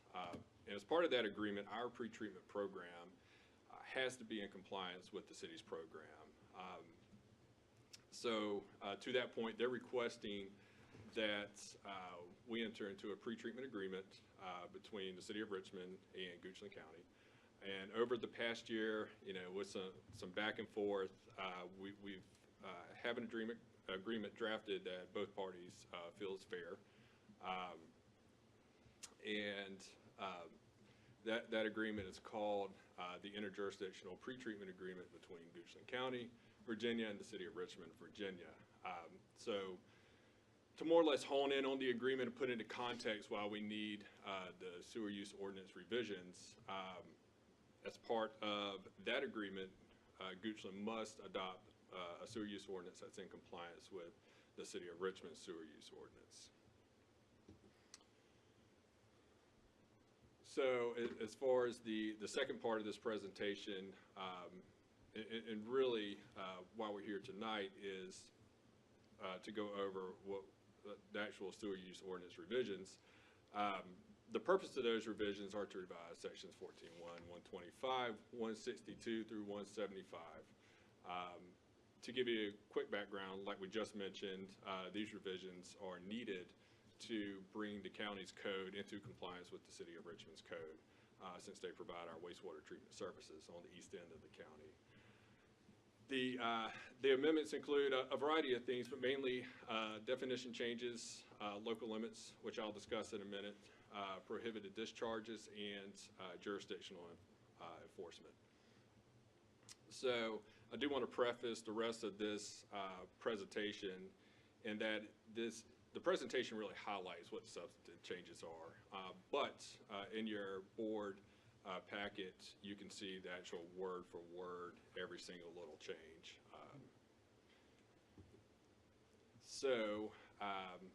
Starting out with section 14-1, this is our definition section, and there are quite a few definition revisions and as well as additions, as well as some house cleaning items, such as removing county engineer, replacing that with director, since that's how our staff is now structured. A couple notable definitions that you'll see throughout all of Chapter 14 quite often are the publicly owned treatment works. That definition, or the POTW, includes pretty much all parts of the sewer system, including the treatment plant, but also including our collection system. So that's manholes, pipes, pump stations, and everything in between. Another notable definition is significant noncompliance. That was added. And just to paraphrase what significant noncompliance is the chronic violation of an industrial sewer user for not meeting pretreatment standards, including pollutant monitoring or failure to meet the discharge limits. The purpose of these definition changes is to, as we mentioned before, reflect Richmond's ordinance and also the EPA's national pretreatment standards. Section 14-125, this is currently our restricted waste section. Upon further review of this section, it was determined that this section is redundant with our local limits section, and in some cases it is actually in conflict with our local limits section. And so we thought it would be best to just go ahead and remove this section altogether, because basically we beefed up our local limits section where it handles anything this section would have handled. So to remove those conflicts and redundancy, we're proposing to remove this section altogether. Section 14-163, we added three items here, basically giving the director authority to add monitoring criteria and notification criteria to any industrial use permit. I think it should also be noted, we don't currently have any customers that require an industrial use permit. This is just setting ourselves up for the future if we did have a customer that may require a permit in the future. The first part discusses if there's a slug discharge in the sewer system, which is any non-routine discharge of a strong waste or contaminant. The second section discusses or gives the director the ability to require monitoring requirements, record keeping, reporting, compliance requirements, stuff like that. So the third section, section H, in this revision, basically says that for monitoring requirements, all monitoring equipment shall be maintained at all times or calibrated, et cetera. Section 164 through 170, 172, and 173. The revisions in these sections is basically just grammar and wording. So for the sake of time, I'm not going to spend a whole lot of time reading word for word on that. Section 171, this is the real meat of the ordinance revisions. This is our local limits table. And so what a local limit is, it's the maximum amount of pollutant that you can emit into the system. So these are usually measured in units of concentration. So here we have milligrams per liter. And you can see through back-checking and referencing Richmond's code, and we also back-checked Henrico's code as well, usually taking the more stringent limit for each contaminant. You can see there are quite a few reductions on heavy metals such as chromium, copper, lead, mercury, nickel, silver. Those are the big changes in the local limit section. But we also narrow the range for the pH allowed to emit into the system of wastewater. And we also added an item for BTEX contaminants, which is a component of byproduct of petroleum products. 14174 amendments. This is our specifically prohibited discharge section. And the addition of this section specifically addresses Richmond section 28-590, discharge of certain types of waste prohibited. And basically what's identified in this section is what we don't allow to be ever emitted into the system. So those are generally contaminants such as petroleum and radioactive waste. Section 14175 amendments. This goes to enforcement of pretreatment violations, basically saying that if there are violations, they will generally be dealt with in accordance with the enforcement response plan, but it also gives the director the ability to take other action, even up to removing significant non-compliant user from the system, if that's what it takes. So, especially if there are circumstances that place the health and safety and risk of our staff and personnel or the welfare of the system. So, as an extension of the City of Richmond's public utility system, we do tend on utilizing their enforcement response plan as it applies to us, which is currently under review by DEQ. So again, I want to reiterate the actions we're asking of the board tonight. First action is to hold a public hearing for the ordinance amendments.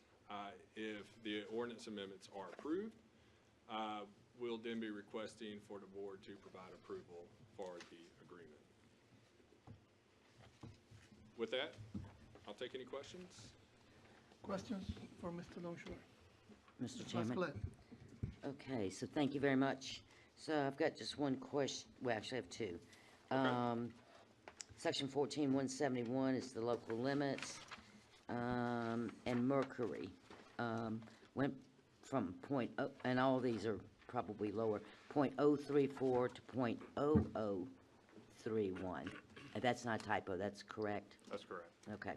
And we probably don't want any, right? That's correct. The second is, and maybe it's just a matter of terminology here, because you're talking about non-domestic dischargers. You're saying, do give a limit for oil and grease, which is a petroleum product. But then when we come over to 174, we say we prohibit petroleum oil. But is that Right. because it's an industrial user? Is that the difference? Correct. Okay, gotcha. Okay. Correct. Thank you.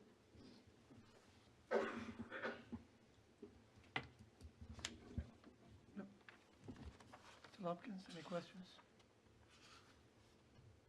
Okay, I think I found it. When you were going through definitions, I was waiting for you to define industrial user. But I think I found it just now. Industrial user means a non-residential user, which is also a source of indirect discharge. What does that mean? Correct. If you also look in section 14.1, indirect discharge means introductions of pollutants into the POTW from any non-domestic source. So basically, it's an industrial non-domestic user that may specifically discharge any of the contaminants listed. So a domestic user, and Ms. Lascolette was touching on it, I think in 171, or 171 with the list of things, or 14-171, I saw it says, notwithstanding anything in the country, the following specific effluent limits are applicable to all non-domestic dischargers. So do we have two types of users then? Industrial and non-domestic? I mean, industrial is non-domestic and then domestic. So domestic users are your typical residential users. You can have an industrial user that is, let me make sure I'm stating this right. There are different types of commercial users. So it could be retail or something like that. An industrial user specifically is more geared towards manufacturing, where you have processed wastewaters. Does that answer your question? Well, that's what I'm getting at, because this really is only going to apply if we start having industrial users that are tying into the system. Correct. Right? And right now, we don't have any industrial users. We maybe have some commercial users, Correct. but not industrial. You might just be able to take care of, resolve this for me.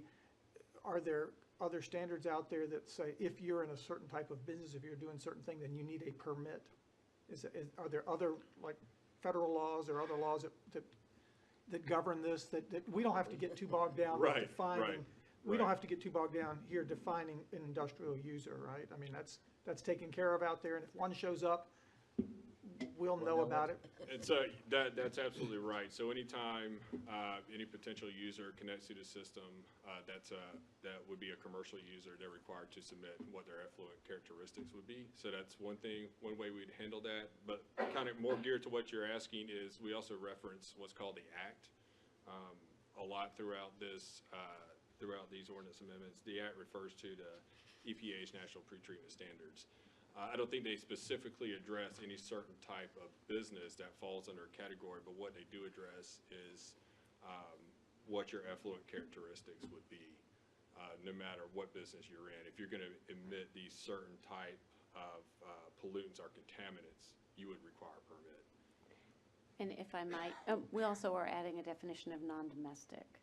Okay, so non-domestic in essence is anybody commercial, but then industrial is only a portion of your non-domestic. So we have commercial users. We don't have any industrial users, but there is an adding into here of the non-domestic definition. Oh, there's a definition Yes. of non-domestic. It's right at the end of new source, so it might appear to come in with the new source part, but it's non-domestic right at the end of new source.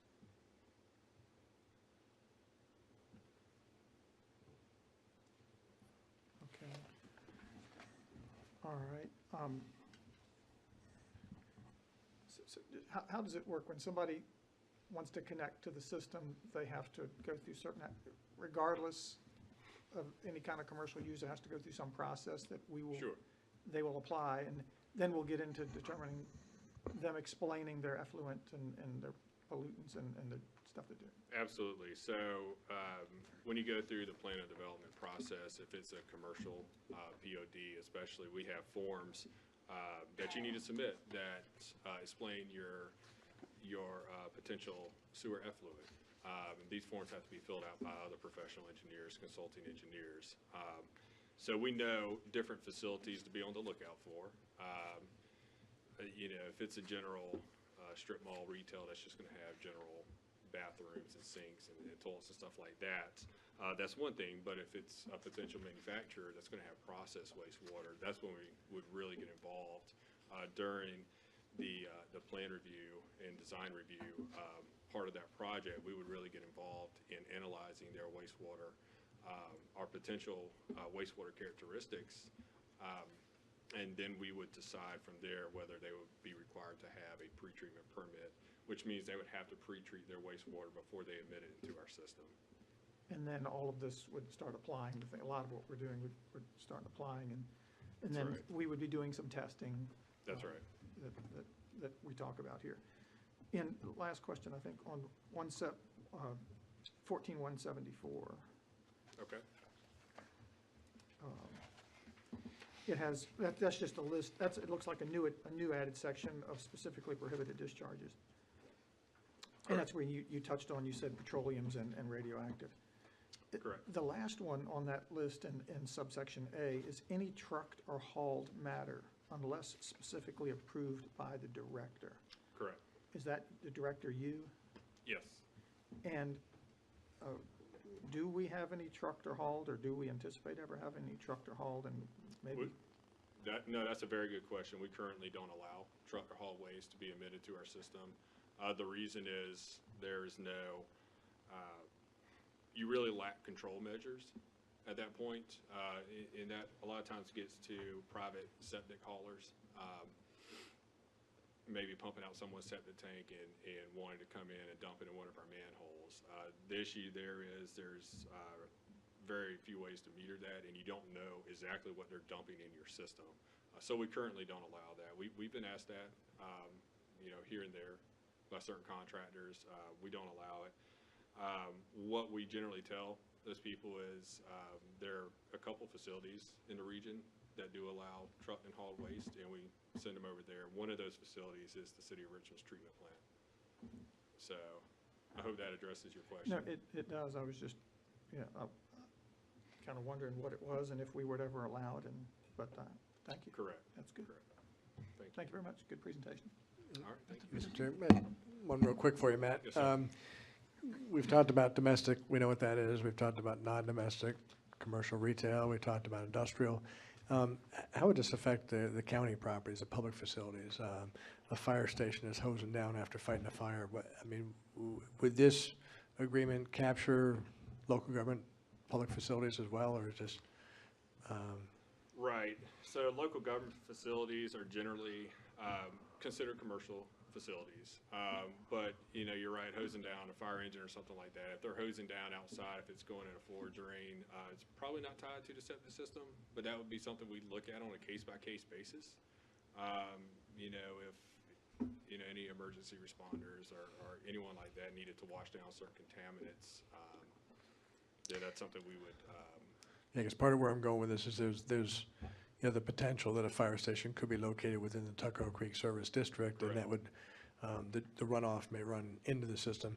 And I just want to make sure that we thought about up front, making sure that we're able to do what we need to do and what the rules are and all of that up front, just so we have that straightened out. Sure. So. No, that's a very good question. Company 3, I suppose, is Company 3. on the system. It was on the system already? Yeah. Okay, so we already have somebody on the system too then.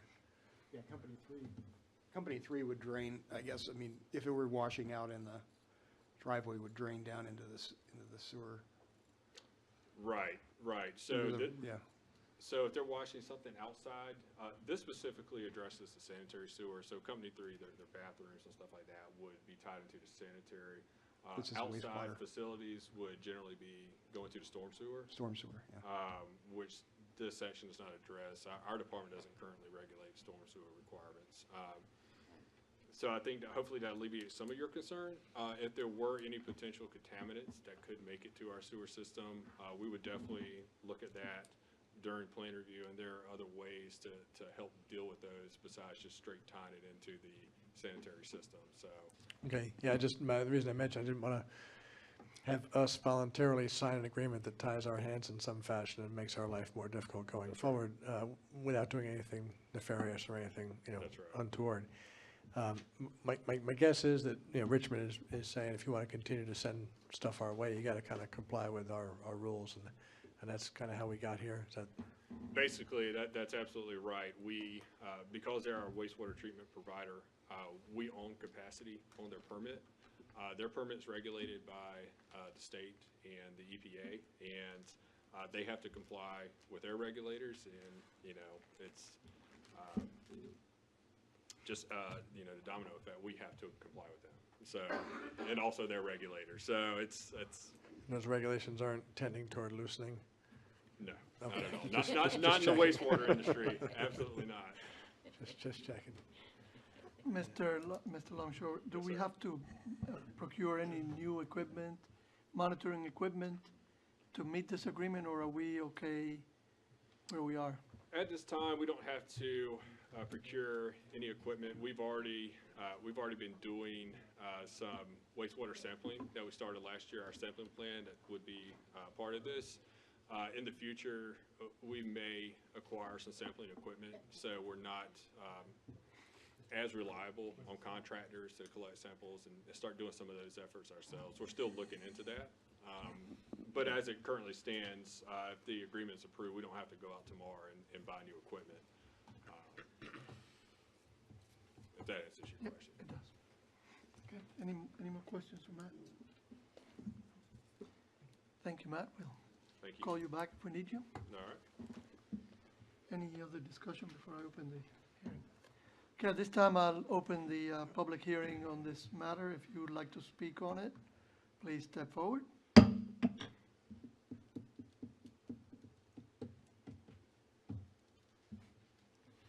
Okay, seeing no one, I'll close the public hearing. Mr. Chair, I had one more question. Matt, could you approach again just for a second? A number of these levels we've already mentioned are being tightened up and are coming down quite a bit. Are we aware of any current users of the system that would be impacted by these reductions? In other words, is there anybody out there that we're aware of that would be or is this just tightening up things that are already beyond so that it's not going to affect anybody? Is it? That's a good question. We're not aware of any users this would necessarily impact right now. Most of the tightening of the belts in the local limit section, and I'll flip there real quick, are the heavy metals, which you would generally find in manufacturing processed wastewater. So again, that's the chromium, copper, lead, mercury, and silver regulations really being reduced. So generally with the heavy metals, you find that again in the manufacturing environment in processed wastewater. A lot of times, depending on what product a manufacturer is making at their plant, a lot of times if they have those type of pollutants coming from their processed wastewater, they'll have an on-site treatment plant removing those. Generally just tightening those up, like was mentioned earlier. I mean, we want to see zero of those in our wastewater. So I hope that answers your question. But we you're not don't have aware any of current anybody. customer that we're aware of. And we've already done sampling, and last year we ran multiple samples, and we did the whole gamut of all these plus other pollutants. And in our entire wastewater coming from the east end, that includes everyone on this system, through those composite samplings that we ran, we didn't see levels anywhere close to these. So these local levels are a composite at the force main that we put it all in the same pot, mix it around, and then send it down. It's not an individual contributor that's going to be tied to these local limits, or The local is it limits both? are an individual user, but for our sampling, we tested a composite sample of all Okay, of the so- wastewater. So these do bind individually, but we just test it on a combined basis, and that's really what Richmond's worried about, is the combined basis. Correct, that's what Richmond's worried about. Okay. Absolutely. If we did find any contaminant above these levels in our testing, that's when we start doing further investigation as to where an Where the individual source is. user it may come from. But if the craft breweries spill a little extra product in there, it's not a big deal, so, okay. Okay. Well, if they have silver, Not for the local limits. if they have silver or mercury in the beer, that could be a problem. That's absolutely right. I have one more question related. Does the city monitor the wastewater that comes from Goochland, or do they rely on our telling them that it's clean? Yes, that's a good question. They do monitor it. They have an entire pretreatment compliance department. They have multiple technicians that will come out several times a year and do their own testing. And they started doing that several years back. Again, we've had no samples that have come back high in any of these categories, but they have their own folks that do that. Okay. Thank you. Any other questions?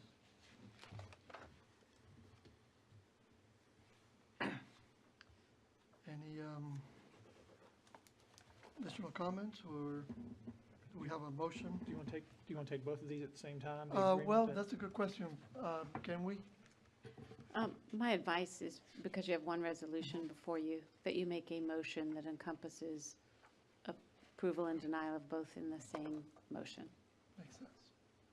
So, y- Mr. Chairman, I move that we adopt the ordinance amendments as shown before us to sections 14-1, 14-125, and 16162 through 14175 inclusive, and that we approve the interjurisdictional pretreatment agreement between our county and the city of Richmond, and authorize our county administrator to sign the agreement for the county. We have a motion. Do we have a second? Second. Tie score. Second, third. Flip a coin. Second, third. Mr. Budeski, would you please? Ms. Lachelet. Yes. Mr. Minnick. Yes. Mr. Peterson. Yes. Mr. Lumpkins. Yes. Mr. Alvarez. Yes.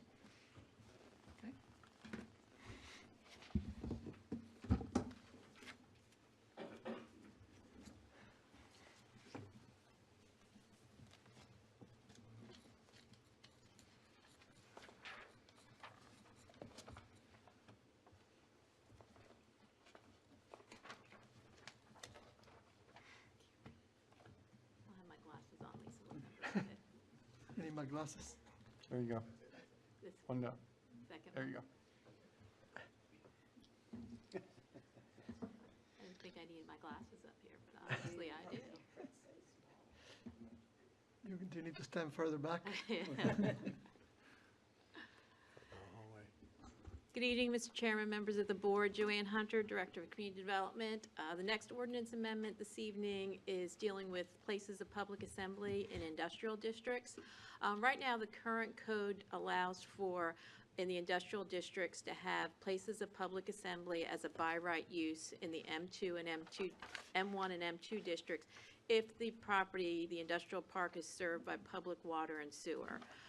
When we did that ordinance amendment about 3 years ago, we did define industrial park, and they're defined as a tract of land that is planned, developed, and operated as a coordinated and integrated facility for the number of businesses or industrial uses with consideration for circulation, utility needs, and compatibility. So the two industrial parks in the county fit into this category that are defined as an industrial park and are served by public water and sewer. And that's the West Creek Industrial Park and Rockville Commerce Industrial Park, which is located on Ashland Road. So recently, the county has been approached by a large concert venue who is interested in locating within the West Creek Industrial Park. And as we were looking at the size of what they were proposing, staff did have some concerns that a public assembly venue of the size that was being considered would have considerable impacts on the community and on public services for the county. So the staff is recommending that a conditional use permit be required to allow for a public review process and the ability to address some of the impacts that these types of uses may have, such as noise, number of events, and traffic concerns. And if there was a CUP process, we would have a process to address these concerns. So what this proposed amendment is doing is it would only impact properties that are zoned M1 and M2 that are in industrial parks and served by public water and sewer. So again, that would be Rockville Commerce Center and West Creek Industrial Park. And then the amendment would continue to allow public assembly uses with an occupancy of 1,500 or less to operate as a by right use. That would grandfather some of the existing uses we have that fell under this category when we brought this in about 3 years ago, in particularly Hardywood. Their maximum occupancy is 1,500. And then we also have Midnight Brewery in Rockville Commerce, so they could continue to have events there as well. However, if a public assembly event center is proposed that have 1,501 persons or greater, we would be recommending that this would be a CUP process. One other minor change that we made as proposed with this ordinance is just a cleanup of the definition. Previously, it was known as the place of public assembly. We're just now calling it a public assembly, and it just cleans up the definition. But basically, a public assembly use is a use or structure that may include for entertainment, for the assembly of the public, for social, religious, or recreational purposes, or any school or other place or area used for the community for a public purpose. So I'd be happy to answer any questions you have. Questions for Ms. Hunter? Nope.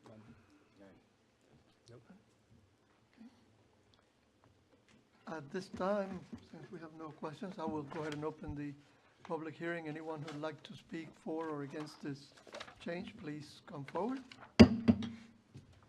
State your name and address, please. Larry Krieger, 4901 Lakebrook Drive in Glen Ellen, Virginia, 23058, 60, sorry. I'm here with my son, Matthew Krieger, and we are the operators of Innsbrook After Hours, which we look forward to the prospect of moving to Goochland. I think it'd be a great location.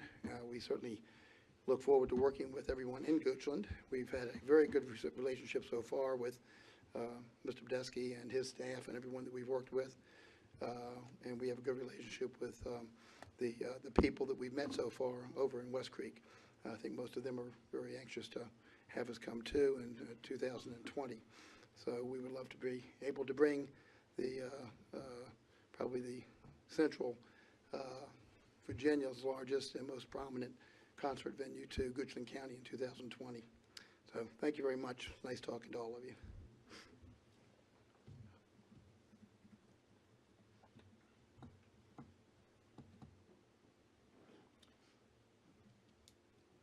I didn't quite get if he's for or against.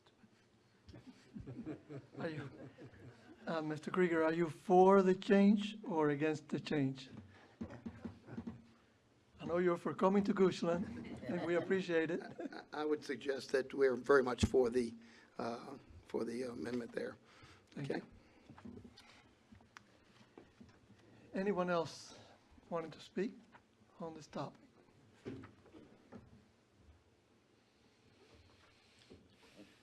Okay. Seeing no one, I'll go ahead and close the public hearing.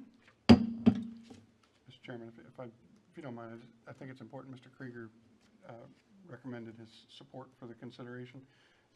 The ordinance you're adopting today would actually require him to go through a full separate public process for consideration. And so just so everyone's clear, that conditional use permit requires a whole nother public hearing and set of conditions for consideration. So there's a whole process that would go through, and as he has indicated his support and willingness to go through, even after you consider this ordinance amendment.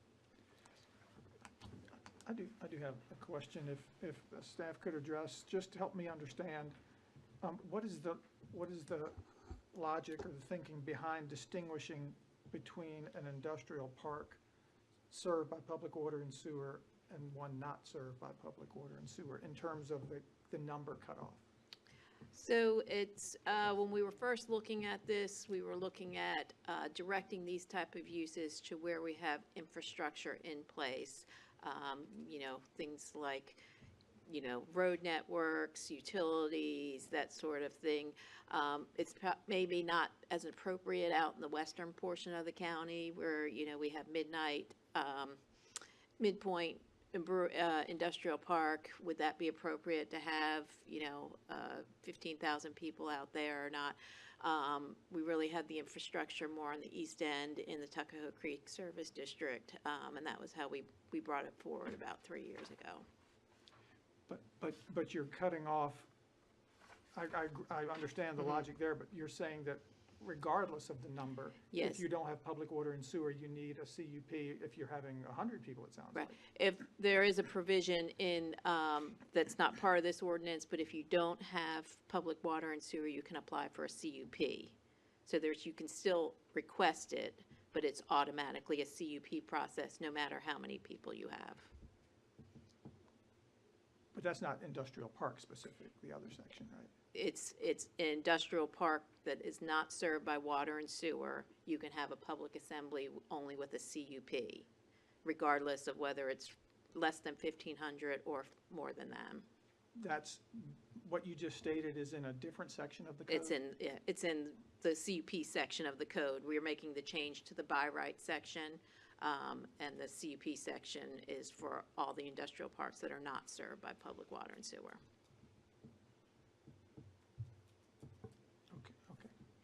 Are you more focused on the 1,500 and not? I guess I'm trying to get the distinction between why are we saying industrial park, no water sewer, you need a CUP regardless of the number. I just don't get the magic of. So, sorry to interrupt you. Go ahead, finish your thought. No, So public assemblies uses are allowed in any industrial area, M1 or M2. It is a by right use if you have public water and sewer. If you do not have public water and sewer, it means you're further out in the western part of the county, not in the TCSD, you can still request a public assembly, but it's a CUP use. regardless of the size. Yes. Yep. If it's a special event, you're just doing a one-time event, you can get a special event permit. But if you're going to have a regular place of public assembly that is being used and operated as a public assembly use on a regular basis, you would get a CUP if you are not served by public utilities. If I could. Does Ms. somebody Hunter. see where I'm having a little Yeah, trouble? I think the idea was, and this is probably, you know, when we now had this industrial park that had plenty of water, sewer infrastructure, and maybe the thought was, there's no need to limit these things because there's plenty of infrastructure, roads, lots of land. And this is actually kind of bringing it back a little bit because we realize that it could still have an impact on neighbors and so on. So it's kind of bringing it back from unlimited to say at 1,500 or below, you're still able to do it. Otherwise, you need a CUP. So it's more about restricting it than just, I think the idea at first was other parks that don't have the infrastructure require the CUP so that we can discuss the impacts. In industrials, we said, with infrastructure, we said, no need for that because there's plenty, but we realize that there's still a need and an impact on neighbors. No need if you're below 1,500, we figure the infrastructure's there, Should handle we it. don't need to look at it. If you Right. get above 1,500, there's an impact, even in an industrial park covered by water and sewer. Right, I think that's kind of the thinking. Thank you, Mr. Alvarez. Appreciate it. I usually need Mr. Peterson to clarify my Spanglish, but I'm right here if you need me.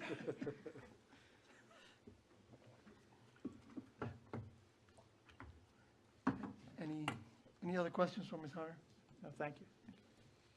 Any further discussion?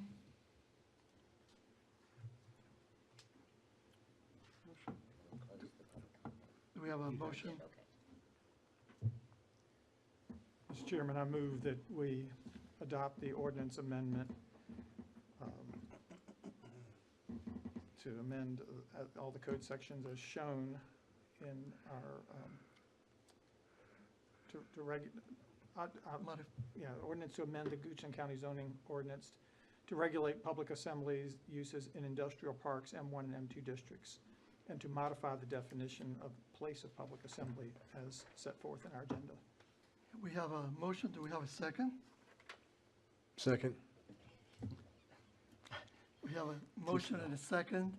Mr. Budesky, would you please do a roll call vote? Mr. Minnick?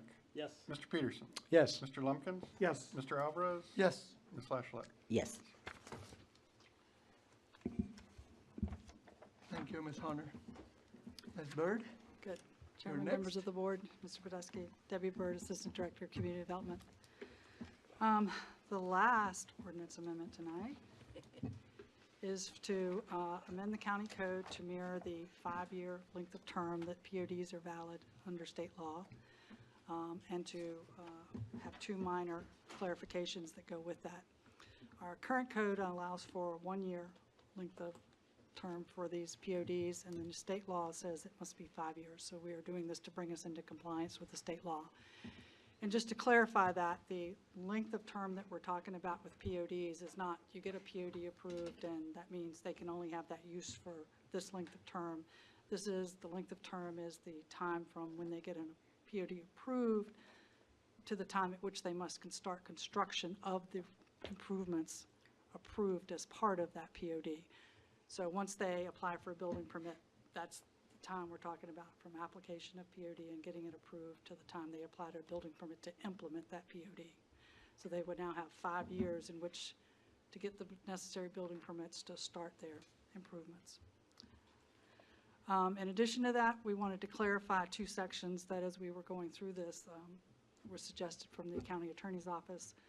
The current code says that you can also get a 1-year extension to that term, but the extension must be applied for within 90 days before it expires. And to clarify that, we want to change it to they must apply for the extension at least 60 days before it applies. It's cleaner and makes more sense and gives a better indication to the applicant of what we're looking for.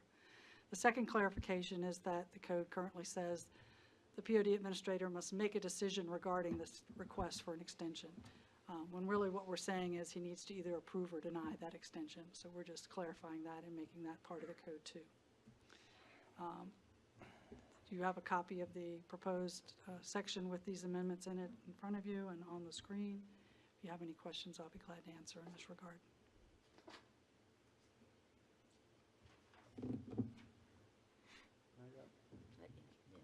Good.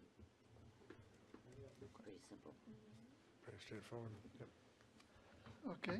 If no other questions or discussion, I'll open the public hearing. Anyone wishing to speak on this topic, please step forward.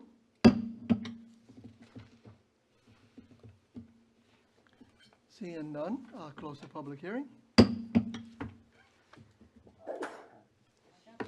you. Was that a yes or no?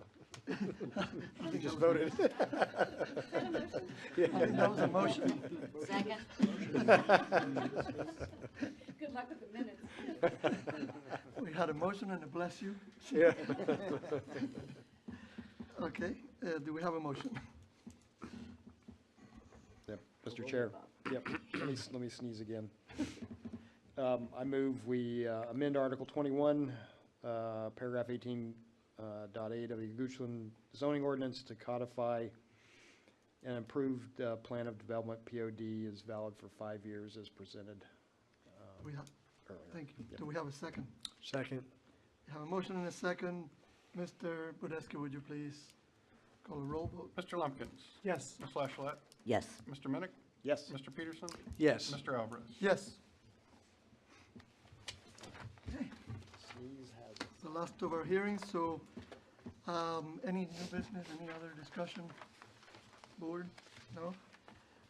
So the board will adjourn to Tuesday, February 5th at 1:30 p.m. for the Audit and Finance Committee meeting.